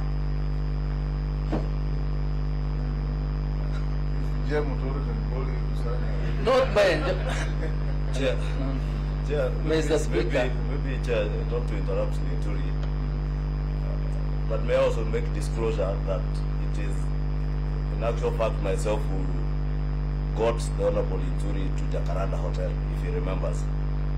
And the circumstances then, if you know the kind of president we were dealing with, when Linturi tells you when you have a gun over your head, you really have no choices to make. And it is indeed true that letter was typed by Nje Muturi in the business center of Jacaranda Hotel. And I was then the vice chair of the Public Investments Committee, and I was directed by none other than President Uhuru Kenyatta to ship the Honorable Linturi out of this country in a trip that we are going to Turkey that weekend. So you connived in to undermine Linturi's integrity? We did not connive, Honorable Speaker. And that's what I'm saying. It may not be a reflection of the Honorable Linturi. Let's go on with other issues. Or strength. I'll now give the floor to Murugara. We have 6 minutes of your allotted time. Mr. Murugara asked whether I have intentions of disbanding.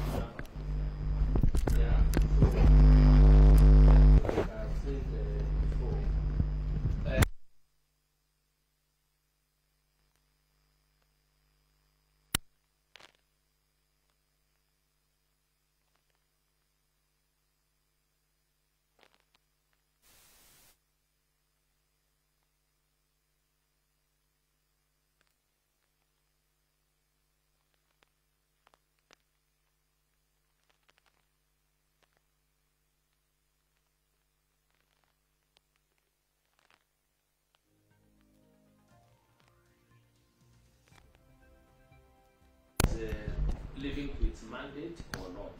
But in your wisdom, if there is wisdom of this committee that you recommend First things I'll be doing is to engage HAFA and other stakeholders to understand.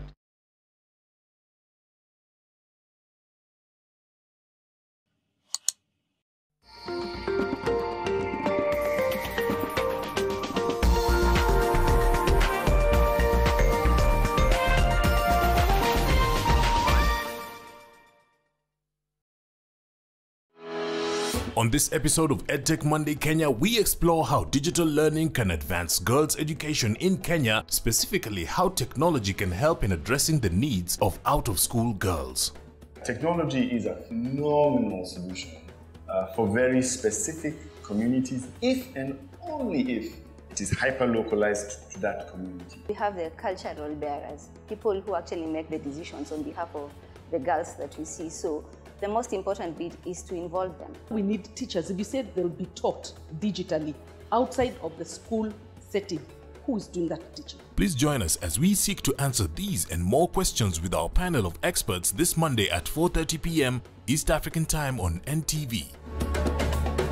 It is All Matters Coffee on the 29th October 2022. The Seeds of Gold Farm Clinic Coffee Edition shall bring together farmers, experts and various stakeholders to exhibit products and services, hold demonstrations, network and much more. Join us at Dedan Kimathi University of Technology, Nyeri County on October 29th, 2022 from 9 a.m. for an interactive session and training.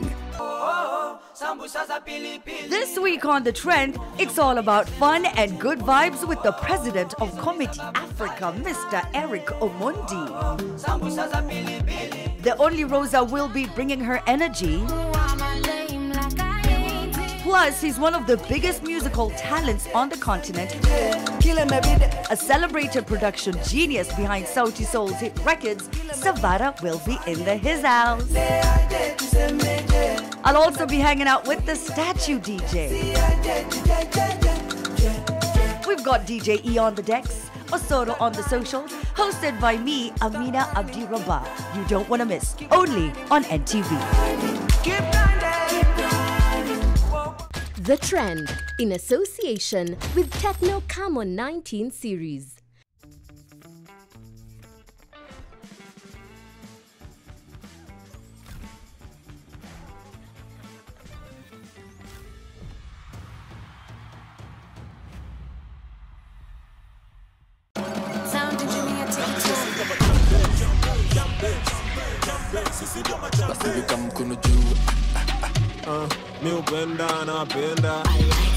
On a success. Future bright, no we check it up, don't get the gagas a welding. Q2 Mix on NTV. This is how we do it, this is how we get down. Discover the exciting world around the showbiz and celebrity news, the hottest mixes from top DJs, mind-blowing interviews on your favorite entertainment show, Q2 Mix, only on NTV.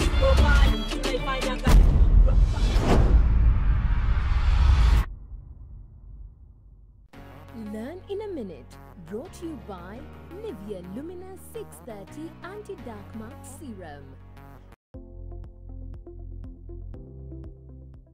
Last week, we looked at dark marks caused by hormonal imbalance. Today, let's look at dark marks caused by the most common factor, sun exposure. Hello, my name is Emma, and this is Learn in a Minute.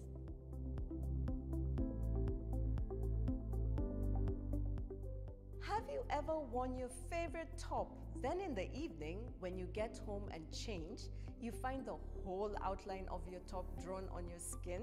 This is an example of hyperpigmentation caused by the sun exposure. Now imagine our face that is exposed to the sun every day. Panic not.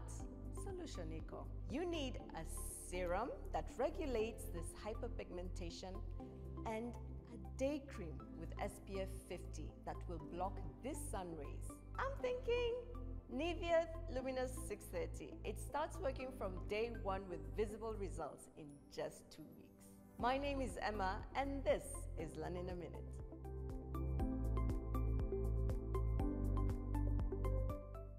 Learn in a Minute, brought to you by Nivea Lumina 630 Anti-Dark Mark Serum. Nivea Lumina 630 works from day one with visible results in just 2 weeks and 71% dark marks reduction in 12. Join the 1 million women already using the #1 Lumina 630 from Nivea. So these chicks go to Uganda, they become mature, they lay eggs, and then we refuse the eggs. Kenyan chicks have to go to Uganda to become mature and productive. Kwa tajiri nakuta ni kiti moja, TV, carpet, na mali glass, mali meza tu. Na ako sawa. Ako sawa. Wewe uko na mavitu hivi, mawaya zimepita hivi kwa nyumba. Shaona mtu anahama, umeita mtu wa mkoko. Lakini akikuja kwa nyumba yako anaanza kukuadvise. Ati bro, hata mimi nilianzia hapo. Are you a holder of unclaimed financial assets? Take advantage of the Finance Act 2022 moratorium on penalties and interests. Surrender any unclaimed financial assets in your possession today. Unclaimed Financial Assets Authority. Receive, safeguard, reunite.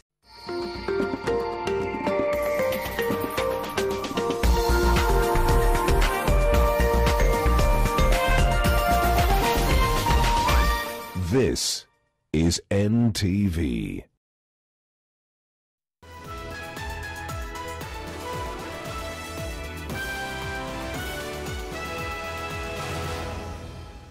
And I want to put it clearly that they don't use a courts to gag the committee.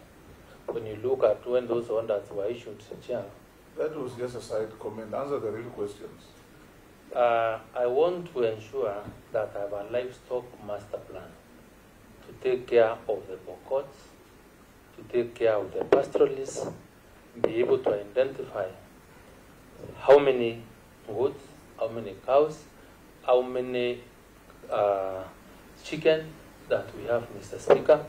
And you realize Kenya, I think it's importing meat, yet we have the third largest ant in Africa. I am going, Mr. Speaker, to ensure that progressively we will be able to see how we can manage our arable land, and so that we are able, because the problem that we have majorly with the pastoralists is pasture. I want to introduce something I want to call saline agriculture, where we will be able to tap the waters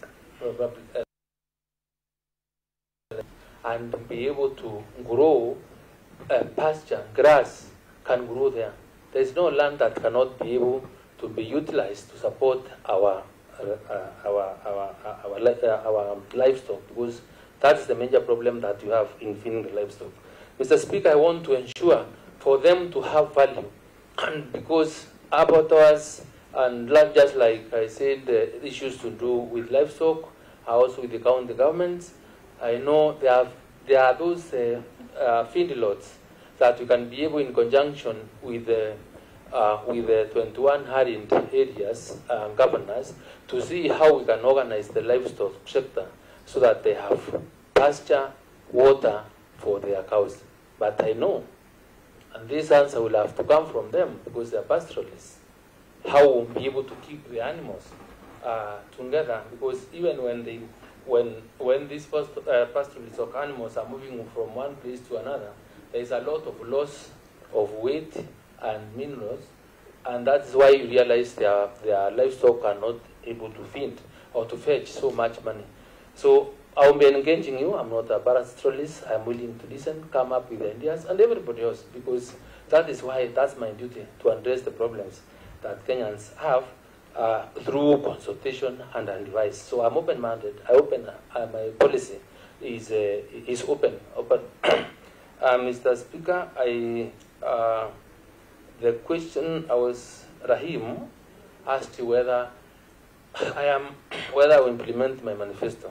My manifesto died when I lost position of governor in Meru. But I want to tell you that manifesto borrowed seriously from the Kenya Kwanza manifesto, because you know we are in those consultative meetings, and I wanted to align my thoughts and ideas along the Kenya Kwanza plan to address the problems of our people in Meru, because I would not have done it alone without consultation, without working closely with the national government. So whatever we've talked about and whatever is in the Kenya Kwanza government manifesto is what going to plan. That's the campaign I'm going to lead to espouse on government policy and agenda for us to be able to serve this country and in a manner that is so inclusive. Mr. Koech, you talked about drought ravaging the country. It is true that there is drought, but allow me to say that we have, and people are almost losing lives because of lack of food. We'll have immediate, medium-term, and long-term plans on how to deal with this situation. And one of the things that I think and the government has already started doing is the provision of relief food to those people that are quite vulnerable. It may not, I would not want it to be a thing that we must really be happy about. Let it be, food relief must be a last resort. And irrigation, just like the President said yesterday, is something we'll have to ensure that any irrigatable land that is available for farming, then we put it into agriculture. I want to persuade the government or the cabinet to also be able to come to agree, because we have so many pieces of land that are idle, owned by government. You realize it's a shame when you find that the prison service is buying food or money is allocated to buy food, yet there are a lot of labor force and the very big tracts of land lying idle without any agricultural activities. So I'll be pleading for government to find it or to give a directive or a policy on how we can utilize government land institutions that have big land for use for agriculture. Our universities, those research institutions, how we can apply those pieces of land for agriculture and even for training, knowledge transfer to our young people who want to do agriculture. And then, of course, agroforestry will be very important. Then how and to engage everyone else to deal with the effects of climate change.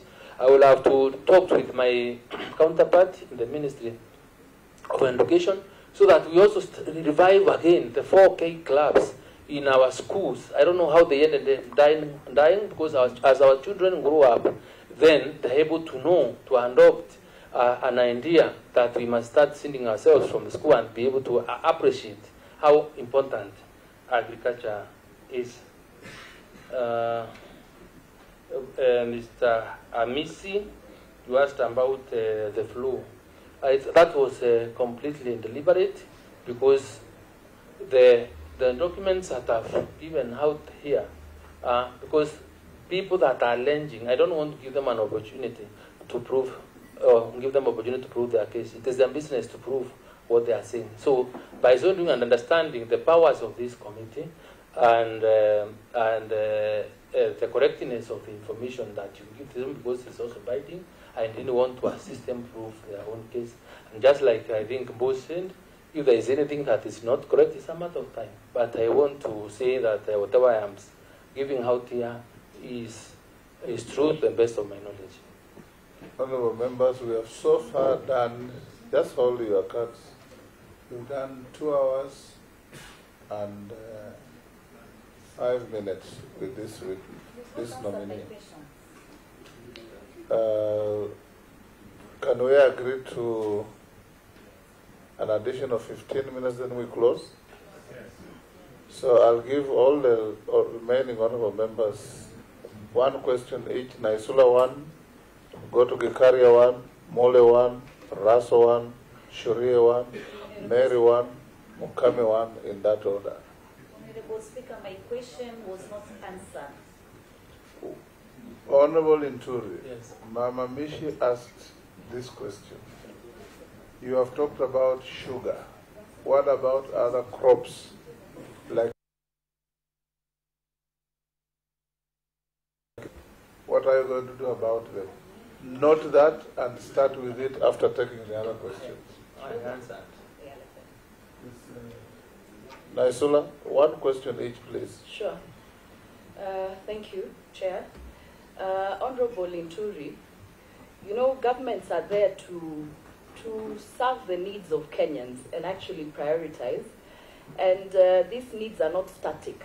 They change. You know, now we have drought, then we are hopeful that we'll get the rains. And so it's not static.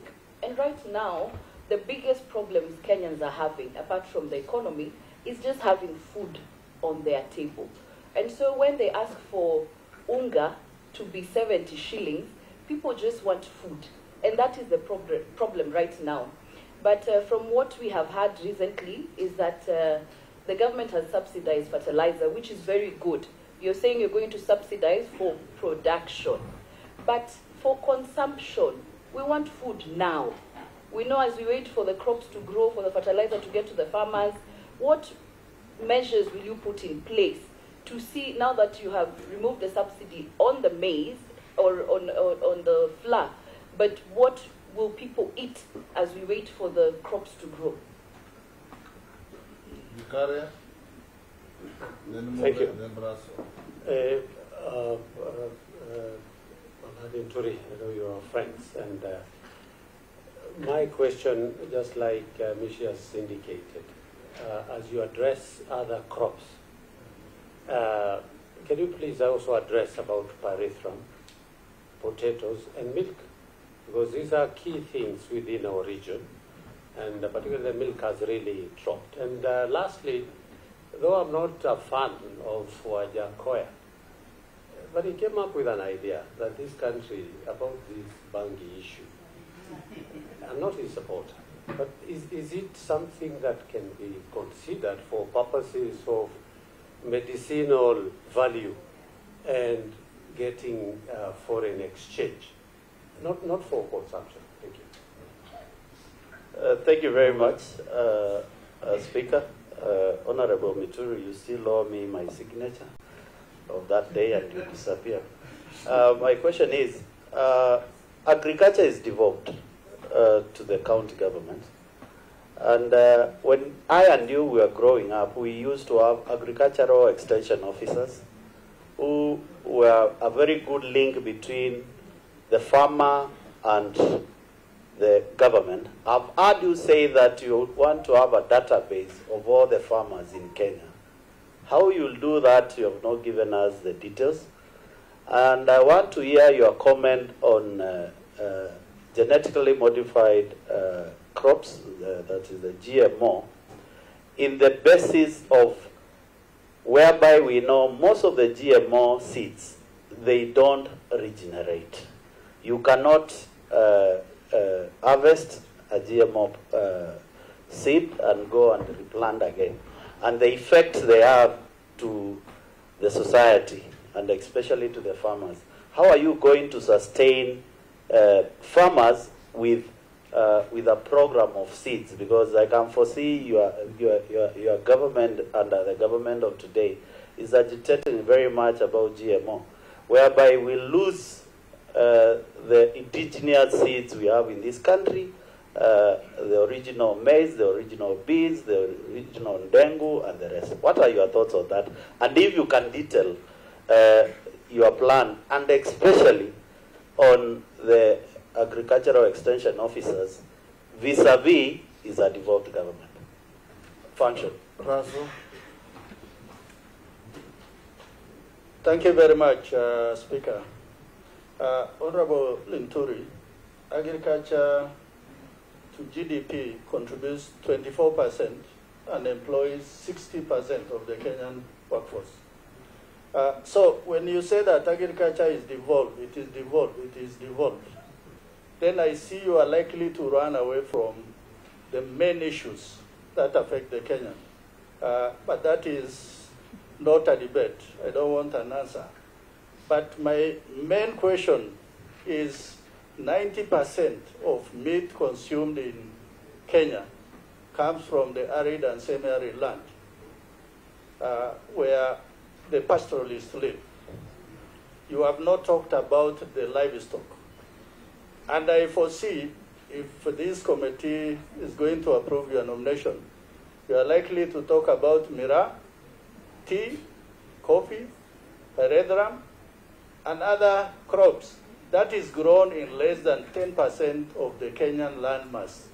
Tell us, what do you have in mind in terms of bringing livestock to be one of the main GDP contributors for Kenya?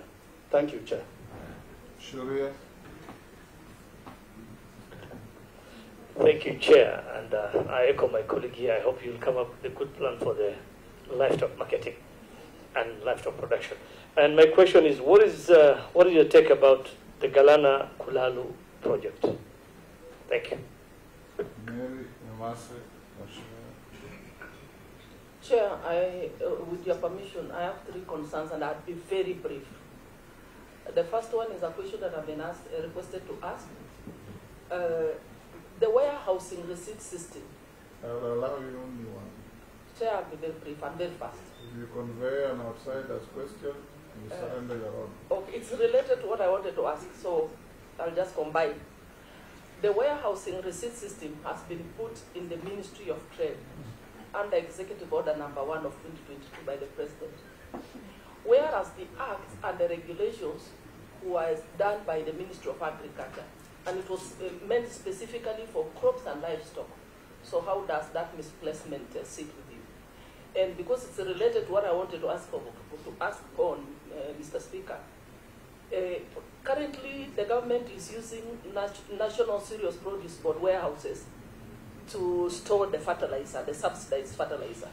So my concern, because we represent farmers from the rural areas who need to access this fertilizer, what plan do you have in terms of distribution, ease access, and short distances? Because you'll find this depot is in one center within a county that is so wide, and it has several sub-counties, because that is contributing to corruption that is still being experienced because of the long distance and what have you. And as I conclude, Mr. Speaker, the issue of segregation, because now GMO is going to be commercialized in the country. Kenyans are concerned. What are you going to do to ensure there's that distinction in terms of if I'm going to the supermarket and I want to buy a non-GMO product, are you going to have plans to ensure that there's that segregation, while at the same time ensuring there is safety, and how are you going to counter the risk? I think I'll leave it there. The other one, my colleague asked. Thank you. Mheshimiwa Mukami. Congratulations to me. Honorable Linturi, I want to ask you one question regarding the grantee minimum return. Considering it's not very popular in a free market, I would like to hear how you are going to do about that. You can quickly answer those questions, starting with what was left of Mishi Mogo, and then Naisula down. Mr. Speaker, if they may have escaped Mishi, when I was discussing about the livestock, on how we will be able to bring them together to add value. I also mentioned that I will be working very closely in consultation with the governors, because every area has its own unique crops which they would want to prioritize, and we will not achieve adding value to them without us working together. So if it's for coconuts, coconut and other nuts that can produce edible oils, because there are many that are there. So I'll be open so that we understand how it can be done. What costing? In any case, I think there is commitment from government to add value, so that we can, within the value and cultural values chain, we can be able to get more. So because there is starting good, it's not something that we'll be starting. It's something that I will be following up with all the stakeholders so that we work together. And Naijula asked how on what our immediate plan to provide food. I sent I think I said earlier from the beginning that if people are dying today, they want food. The fastest way to ensure that they have food is relief food. You will give them the relief food because that is what they require for now, as we organize ourselves to address the issue of lack of food in the medium term and the long term. Chair, mine was on the price of unga, because the relief one had been answered. The price of unga, Mr. Speaker, I don't think will also come down immediately, because unless government is willing and ready to continue with the subsidy to bring down the cost of unga. This is a matter that will be discussed, and once discussions on, we'll be alive to the fact that we really have to do something so that our people can be able to eat. And let me also take this opportunity to answer the question that also raised by Mullen, because that revolves around provision of food when he brought about the issue of GMO. If you look at what informed the lift of ban of GMO, is that problem of lack of food. And we'll have to make choices, Mr. Speaker, and ask ourselves whether we need to let our people die or adopt GMO. I have not seen anywhere there has been any scientifically published in any journal where GMO has been seen to really be harmful to human beings. Mr. Speaker, I want to point of clarification, Mr. Speaker, to the nominee, and we need to probably do more research. There is a great scientist in France who has done extensive research on GMO, reports done, and why the government of the day of the late Honorable Mwai Kibaki banned GMO was based on scientific proof of how dangerous the GMOs can be. And the worst part of it is, Honorable Nominee, the seeds cannot regenerate. You cannot replant a GMO seed. And that's scientific. I wish you gave me time to continue answering this question, because the research on document that's popularly referred to was later pulled down, or was the scientists sent, and this is the information that I have, because even in this country, our biosafety and the biotechnology experts that we have, and people must really be able to understand exactly what GMO is all about. GMO, from my layman's understanding, is the transfer of genetic material. And the truth being that, and if our main problem is food, and I'm sure our government cannot be that careless to allow food that is harmful to our people. I would be asking, Mr. Speaker, the experts, those that support, those that do not support the use of this GMO food, to really to have a discussion on us to agree on how we move forward. But as far as I am concerned, we must choose between what is a lesser evil. We travel quite often. You don't go to America. You don't go to wherever. What we eat is GMO. Yeah? So we wait for our people to die, or we give them GMO food. And for your information, Mr. Mule, you are a product of GMO. Yeah? When you look at the history of evolution of man, from Homo erectus, Homo sapiens, and now where we are today, it's genetic transfer that has taken place between human beings to where we are today. So when you graft trees, or mango, or lime and the orange, you fuse them together, produce something else different. That is genetic transfer. So let us not... Window border chair. I doubt whether I'm a product of GMO. I'm a product of my parents.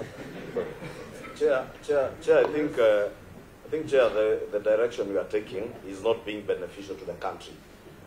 because the issues the Honorable Mule is raising on GMO are really not factual. And it is indeed true that the scientist is referring to the French scientist, because I was in the Agriculture Committee in the 11th Parliament, Honorable Speaker, and that scientific information has since been repudiated by other scientists. And therefore, when we are on national TV and we want to make the country believe that GMO is harmful, that there is this science, that the Honorable Mule is not availing to this committee and the country, I think we are not being beneficial. True, Honorable Speaker, if I can finish. Point of order, Mr. Speaker. If I can finish, Honorable Speaker. Honorable Speaker, it is also... Mr. Speaker. He is not finished. Hold your horses. Thank you, Honorable Speaker, for that protection, because I was saying we should not use this process, Honorable Speaker, of vetting to try and play to the gallery in terms of demonizing what is otherwise government policy. The Honorable Linturi is not yet Minister for Agriculture, and as members of Parliament, we will have the opportunity to interrogate through the relevant committees the issue of GMO. And there is no government policy today that is saying there is no Kenyan farmer or any Kenyan who will be forced by government to either consume or plant GMO food. It is a choice you make. And it is indeed true in America. When you travel to America, you walk into a shop, you have the choice of either buying what is organic or GMO. And I want to believe that will be the policy of government. Point of order. Yes, Jeanette. Chairman, I wanted also to bring to your attention that first I want to tell my leader, the majority leader, that he is the majority leader. He is not going to become the Minister for Agriculture for the next 5 years. The man who has a chance of becoming is the nominee ahead of us, if he is approved. I think he's competent enough to answer those questions. Secondly, Chair, the issue of GMO is a government policy. It was approved at the last cabinet meeting of the government. So it is important to interrogate the nominee very well on a government policy that is going to implement, because he's the implementing authority as the Minister of Agriculture.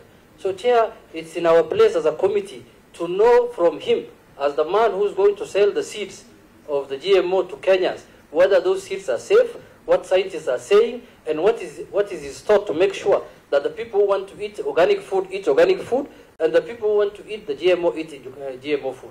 Mine was just a point of information, Madam Chair, that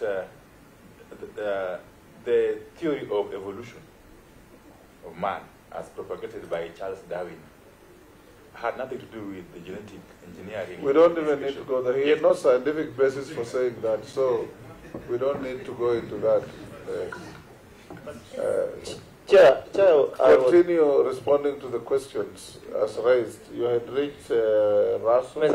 Let me also hand up and avoid Honorable Linturi making an substantiated scientific statements. Yeah, let me also hand up. And because for sure, Mule is not a product of GMO. I don't want to take that trajectory, Mr. Speaker, but let me end and say that the Ministry of Agriculture and Government, there are certain institutions that have different mandates. Kenya Seed Company, Mr. Speaker, has the mandate to scale up or multiply seeds that are used by our farmers, and there will be that opportunity. There is opportunity for government to grow enough or to germinate enough seed for use by enough seed for use by our farmers. Mr. Speaker, our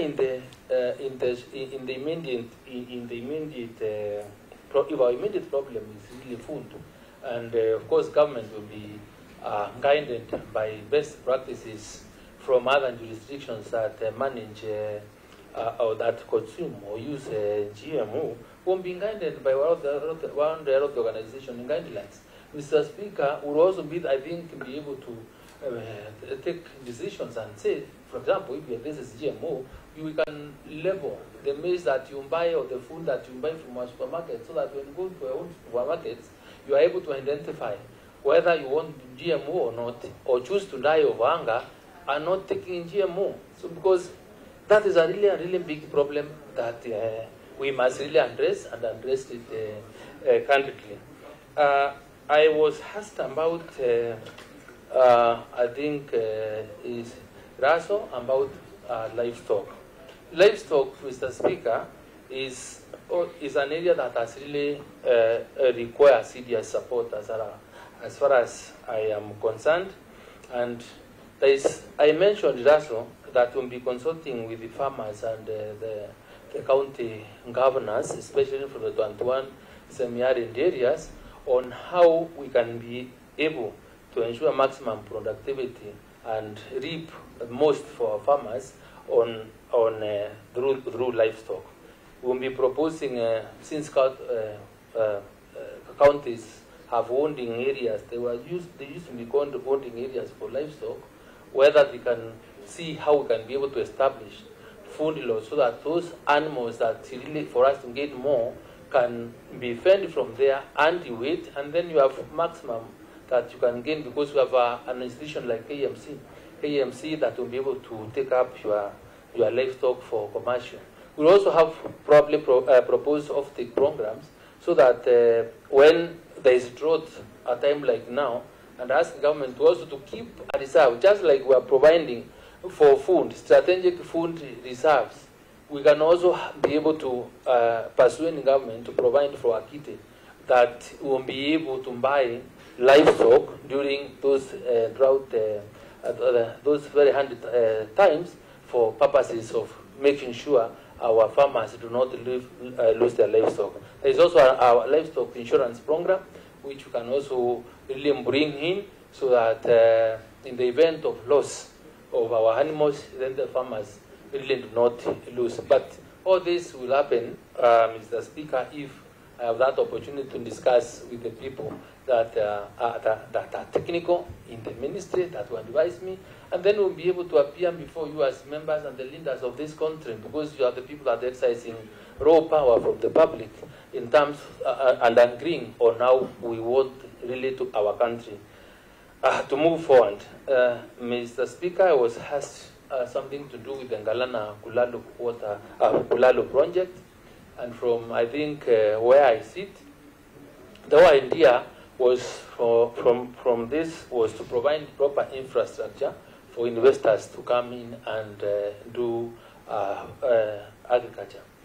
But Mr. Speaker, this project, in my view, is good. Something we really need to see how to revive it, because the whole project was condemned because from the first season, because the production that came out of the 10,000 acres was not able to meet the cost of investment, and people thought that was a scandal. There is no way you can have such huge investment and expect to reap benefits in the first season. So, Mr. Speaker, to address the future problems of our country, we must face this dragon head-on, and I think we will not shy away from dealing or improving infrastructure on Galala Kulalo so that we can have investors to farm.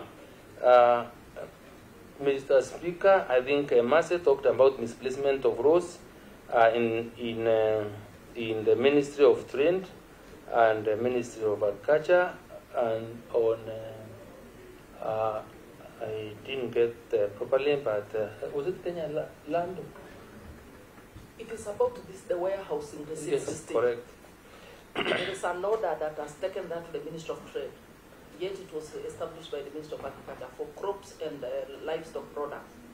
So that misplacement, how are you going to deal with it? Mr. Speaker, you know, when I have made sure that our farmers have produced enough food, and in consultation, working together with all the other stakeholders, the other part in terms of how that food gets to the market, I think, is an aspect of trade. Where there will be need for us to consult with my brother Moses Kuria in addressing this problem, I will be willing and ready to engage. Where the farmers probably will feel that one or two things are not clear, are not right, we'll be open to discussions. And more often, that's what we find. Even when you legislate and pass law, There are those rooms where when you find there is some bit of lacuna, the intentions of the law was not properly, is not being achieved, then we'll always be coming back for amendments. So when it is trying, and for example, if it doesn't work, then you know the president has power to transfer functions from one ministry to another. So I remain hopeful that in whatever department or ministry a government institution or mandate is given, then being bound by the collective rule of government, then we'll be able to solve the problems of our Kenyan people together.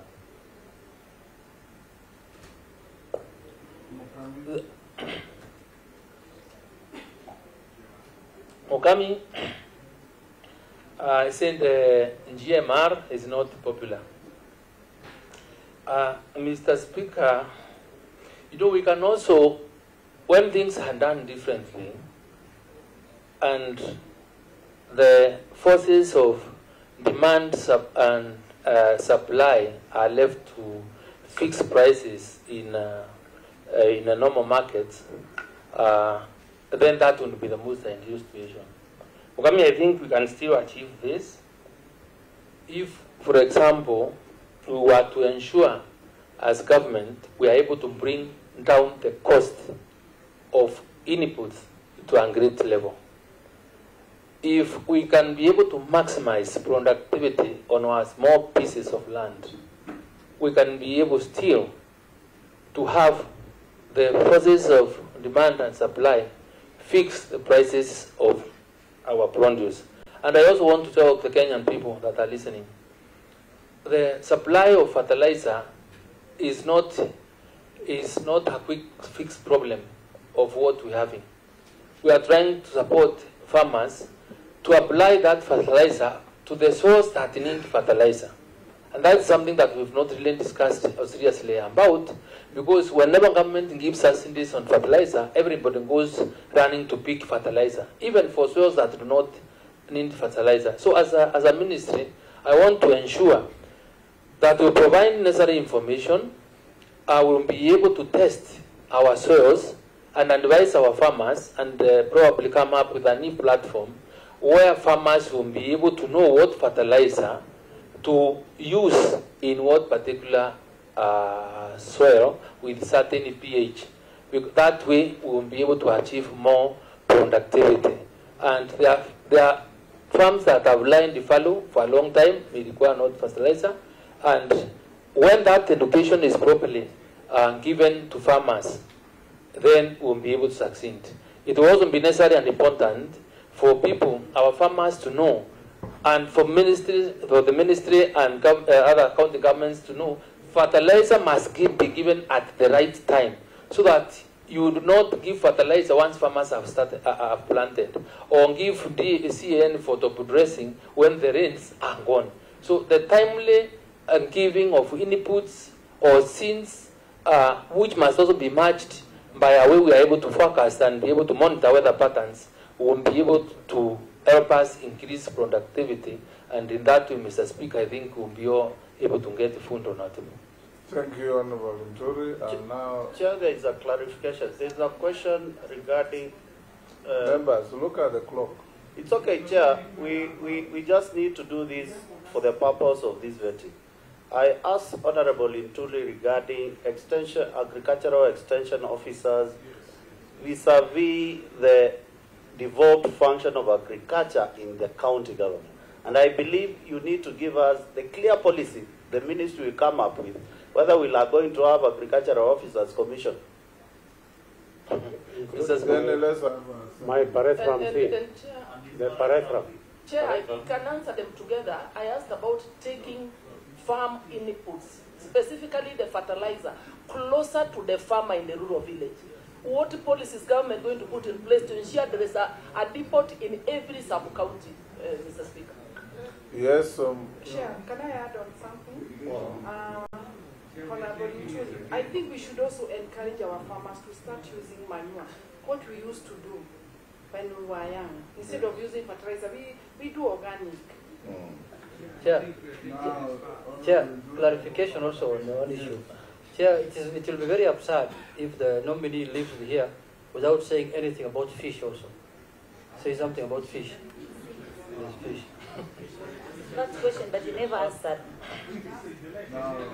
Mr. Speaker, You have 2 minutes to attend to all those issues. Mr. Speaker, I want to agree with Mheshimiwa. And you've got it. Yes, agricultural extension officers. Taking subsidized fertilizer and seeds closer to the farmers. Yes. And then pyrethrum and fish. Mr. Speaker. And the use of manure as opposed to petrochemical-based fertilizers. Number one, that's a very good proposal from Mukami, and farmers must listen. You keep more livestock, whether it's poultry, cows, goats, that will be the best, excellent manure to use for our crops because they are safe, better than even the fertilizer we're talking about. Number two, agricultural extension officers, that's where we need to go. People require education.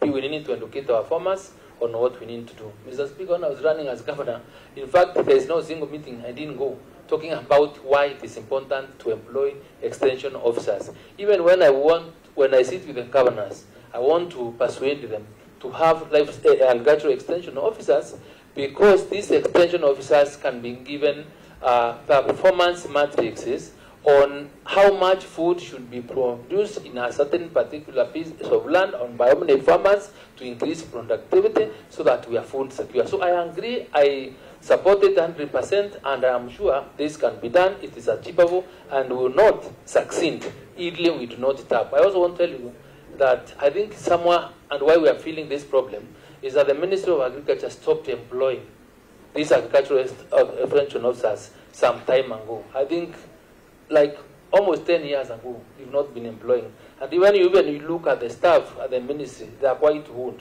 So we will be coming to you so that at least you can also allocate some budget for us to be able to start recruiting members to that, so that, extension officers to be able to beef up our education and training capacities to the farmers. Mr. Speaker, Emase talked about what we intend to do to ensure that fertilizer and seeds are taken closer to the people. Let me also commit that Kenya Seed Company, NDC, whose farms are used for multiplication of seeds, we are going to discuss so that they can be able to produce more and whatever support is required. Fertilizer and getting closer to the people, Mr. Speaker, we'll have either to get it done. You know, we have national cereals and produce boards, but they are not all over. This is one of the areas where we can be able to keep our fertilizer. But I think it's not because of the system that we want to use to avoid the abuse and the cartels. Probably we will have got to sit and discuss with the agrovets on how we can be able to manage those stocks so that they can also be our holding area, our holding stores for the farmers that we want is to support this kind of program. But you know, if we were to continue putting up more national cereals and produce bonds for purposes of getting very close to the location or to either the sub-location level requires huge resources. So we'll have to see how to balance our priorities because it is important that is done, or how we can partner with the county governments to ensure once fertilizer or seeds are delivered to the nearest depot of National Cereals and Produce Board, then they're able to support in the transfer or in the delivery chain so that farmers can be able to get their fertilizer at the nearest point possible. Any other question?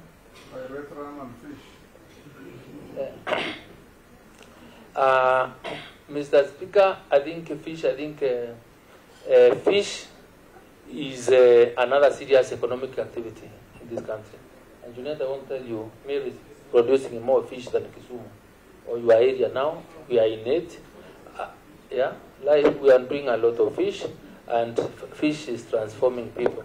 I'll be talking fish farming. I will be talking to my counterpart, Muvuria, who is now in charge of the blue economy docket, where that one is, and see how to support farmers, what is the production of fingerlings, so that as we encourage our farmers to keep fish ponds, then we also have the right species that can be able to do best in trying to support our food chain, because fish is food just like any other, and they have pyrethrum. We spoke about pyrethrum, but Gekaria spoke about pyrethrum.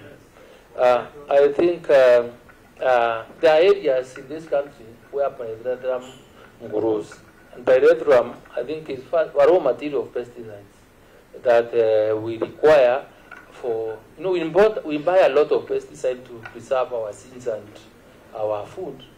And I think time has come when we really have to sit down and see how to empower farmers, take back them to the farmers to do pyrethrum, because it's a plant, it's a crop that is so beneficial to our economy. I was inviting you, Mheshimiwa Gekaria, to share more thoughts and ideas on how this can be done, because just like I had seen before, that we are going to map out the country to have crops data on where we have crops growing best in whatever county, so that in terms of disseminating information, then it's part of the thing that we need to be telling our farmers, so that they don't do a try and error thing. And I'm sure this is available. It is possible. Thank you, Honorable Linturi. I'll give you 3 minutes to make your closing wish. Mr. Speaker, I want to thank this committee for giving me an hearing, and I have given you 2.5 hours. All your colleagues have been having 90 minutes. I think I thank you, Speaker, for that magnanimity, and probably say it's because of the docket that I serve, because it's so critical to the country. I want to ask you and persuade you that in your wisdom, Mr. Speaker, that this country requires all of us. The arms of government must work together, must work in tandem, and I am willing and ready to submit to the authority of this House in making sure that the legislation that we propose, the ideas that you come with, will go a long way in improving food productivity, in making Kenya food secure. If I find favor in your wisdom, and approve me as the nominee to take the position of CS Agriculture. I want to thank you, Mr. Speaker. Thank you, Honorable Franklin Mithika Linturi. I will now, before releasing you, advise you to engage with the clerk's office. They need some documentation from you before you leave the precincts of this county hall. Sergeant, you may show the honorable nominee the way out.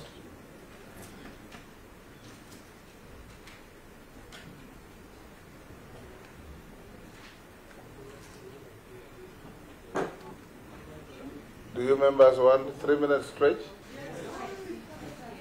A 5 minute stretch will resume at 11:38.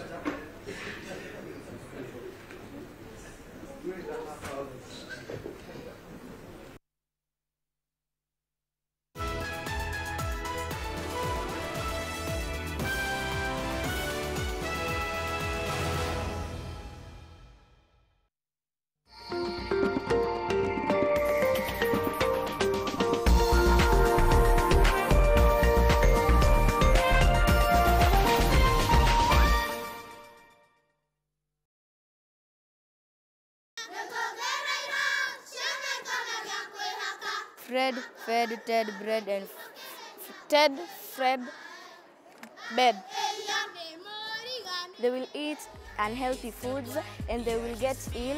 I think my answer is no, because they can be fed anything dangerous. We're making a bacon and egg sandwich.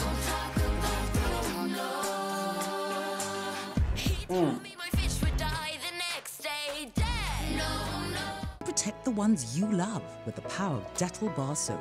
It cleans and protects from up to 100 illness-causing germs. So no matter what type of mum you are, trust Dettol. Dettol celebrates Global Hand Washing Day.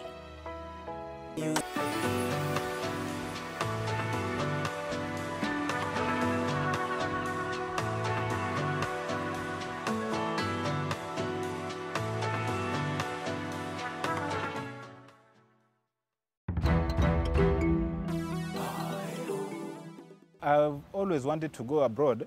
It's a dream come true for Kenya Airlift Program beneficiary Eugene Musaki as we trace his journey from the shores of Lake Victoria in Budalangi to the University of Alabama. The future of the world is IT. That's where the big brains are. That's where the big money is. It's our joy seeing these young people lives get transformed. On our back home segment, it's all about brain gain as Australia-based Kenyan nurse Veronica Mumira opens a world-class nursing college in Nyali. This college is recognized not only in Australia but also in Kenya. It gives us much hope of going to work in Australia. Her luxurious apartments in Shanzu are also complete and up for grabs.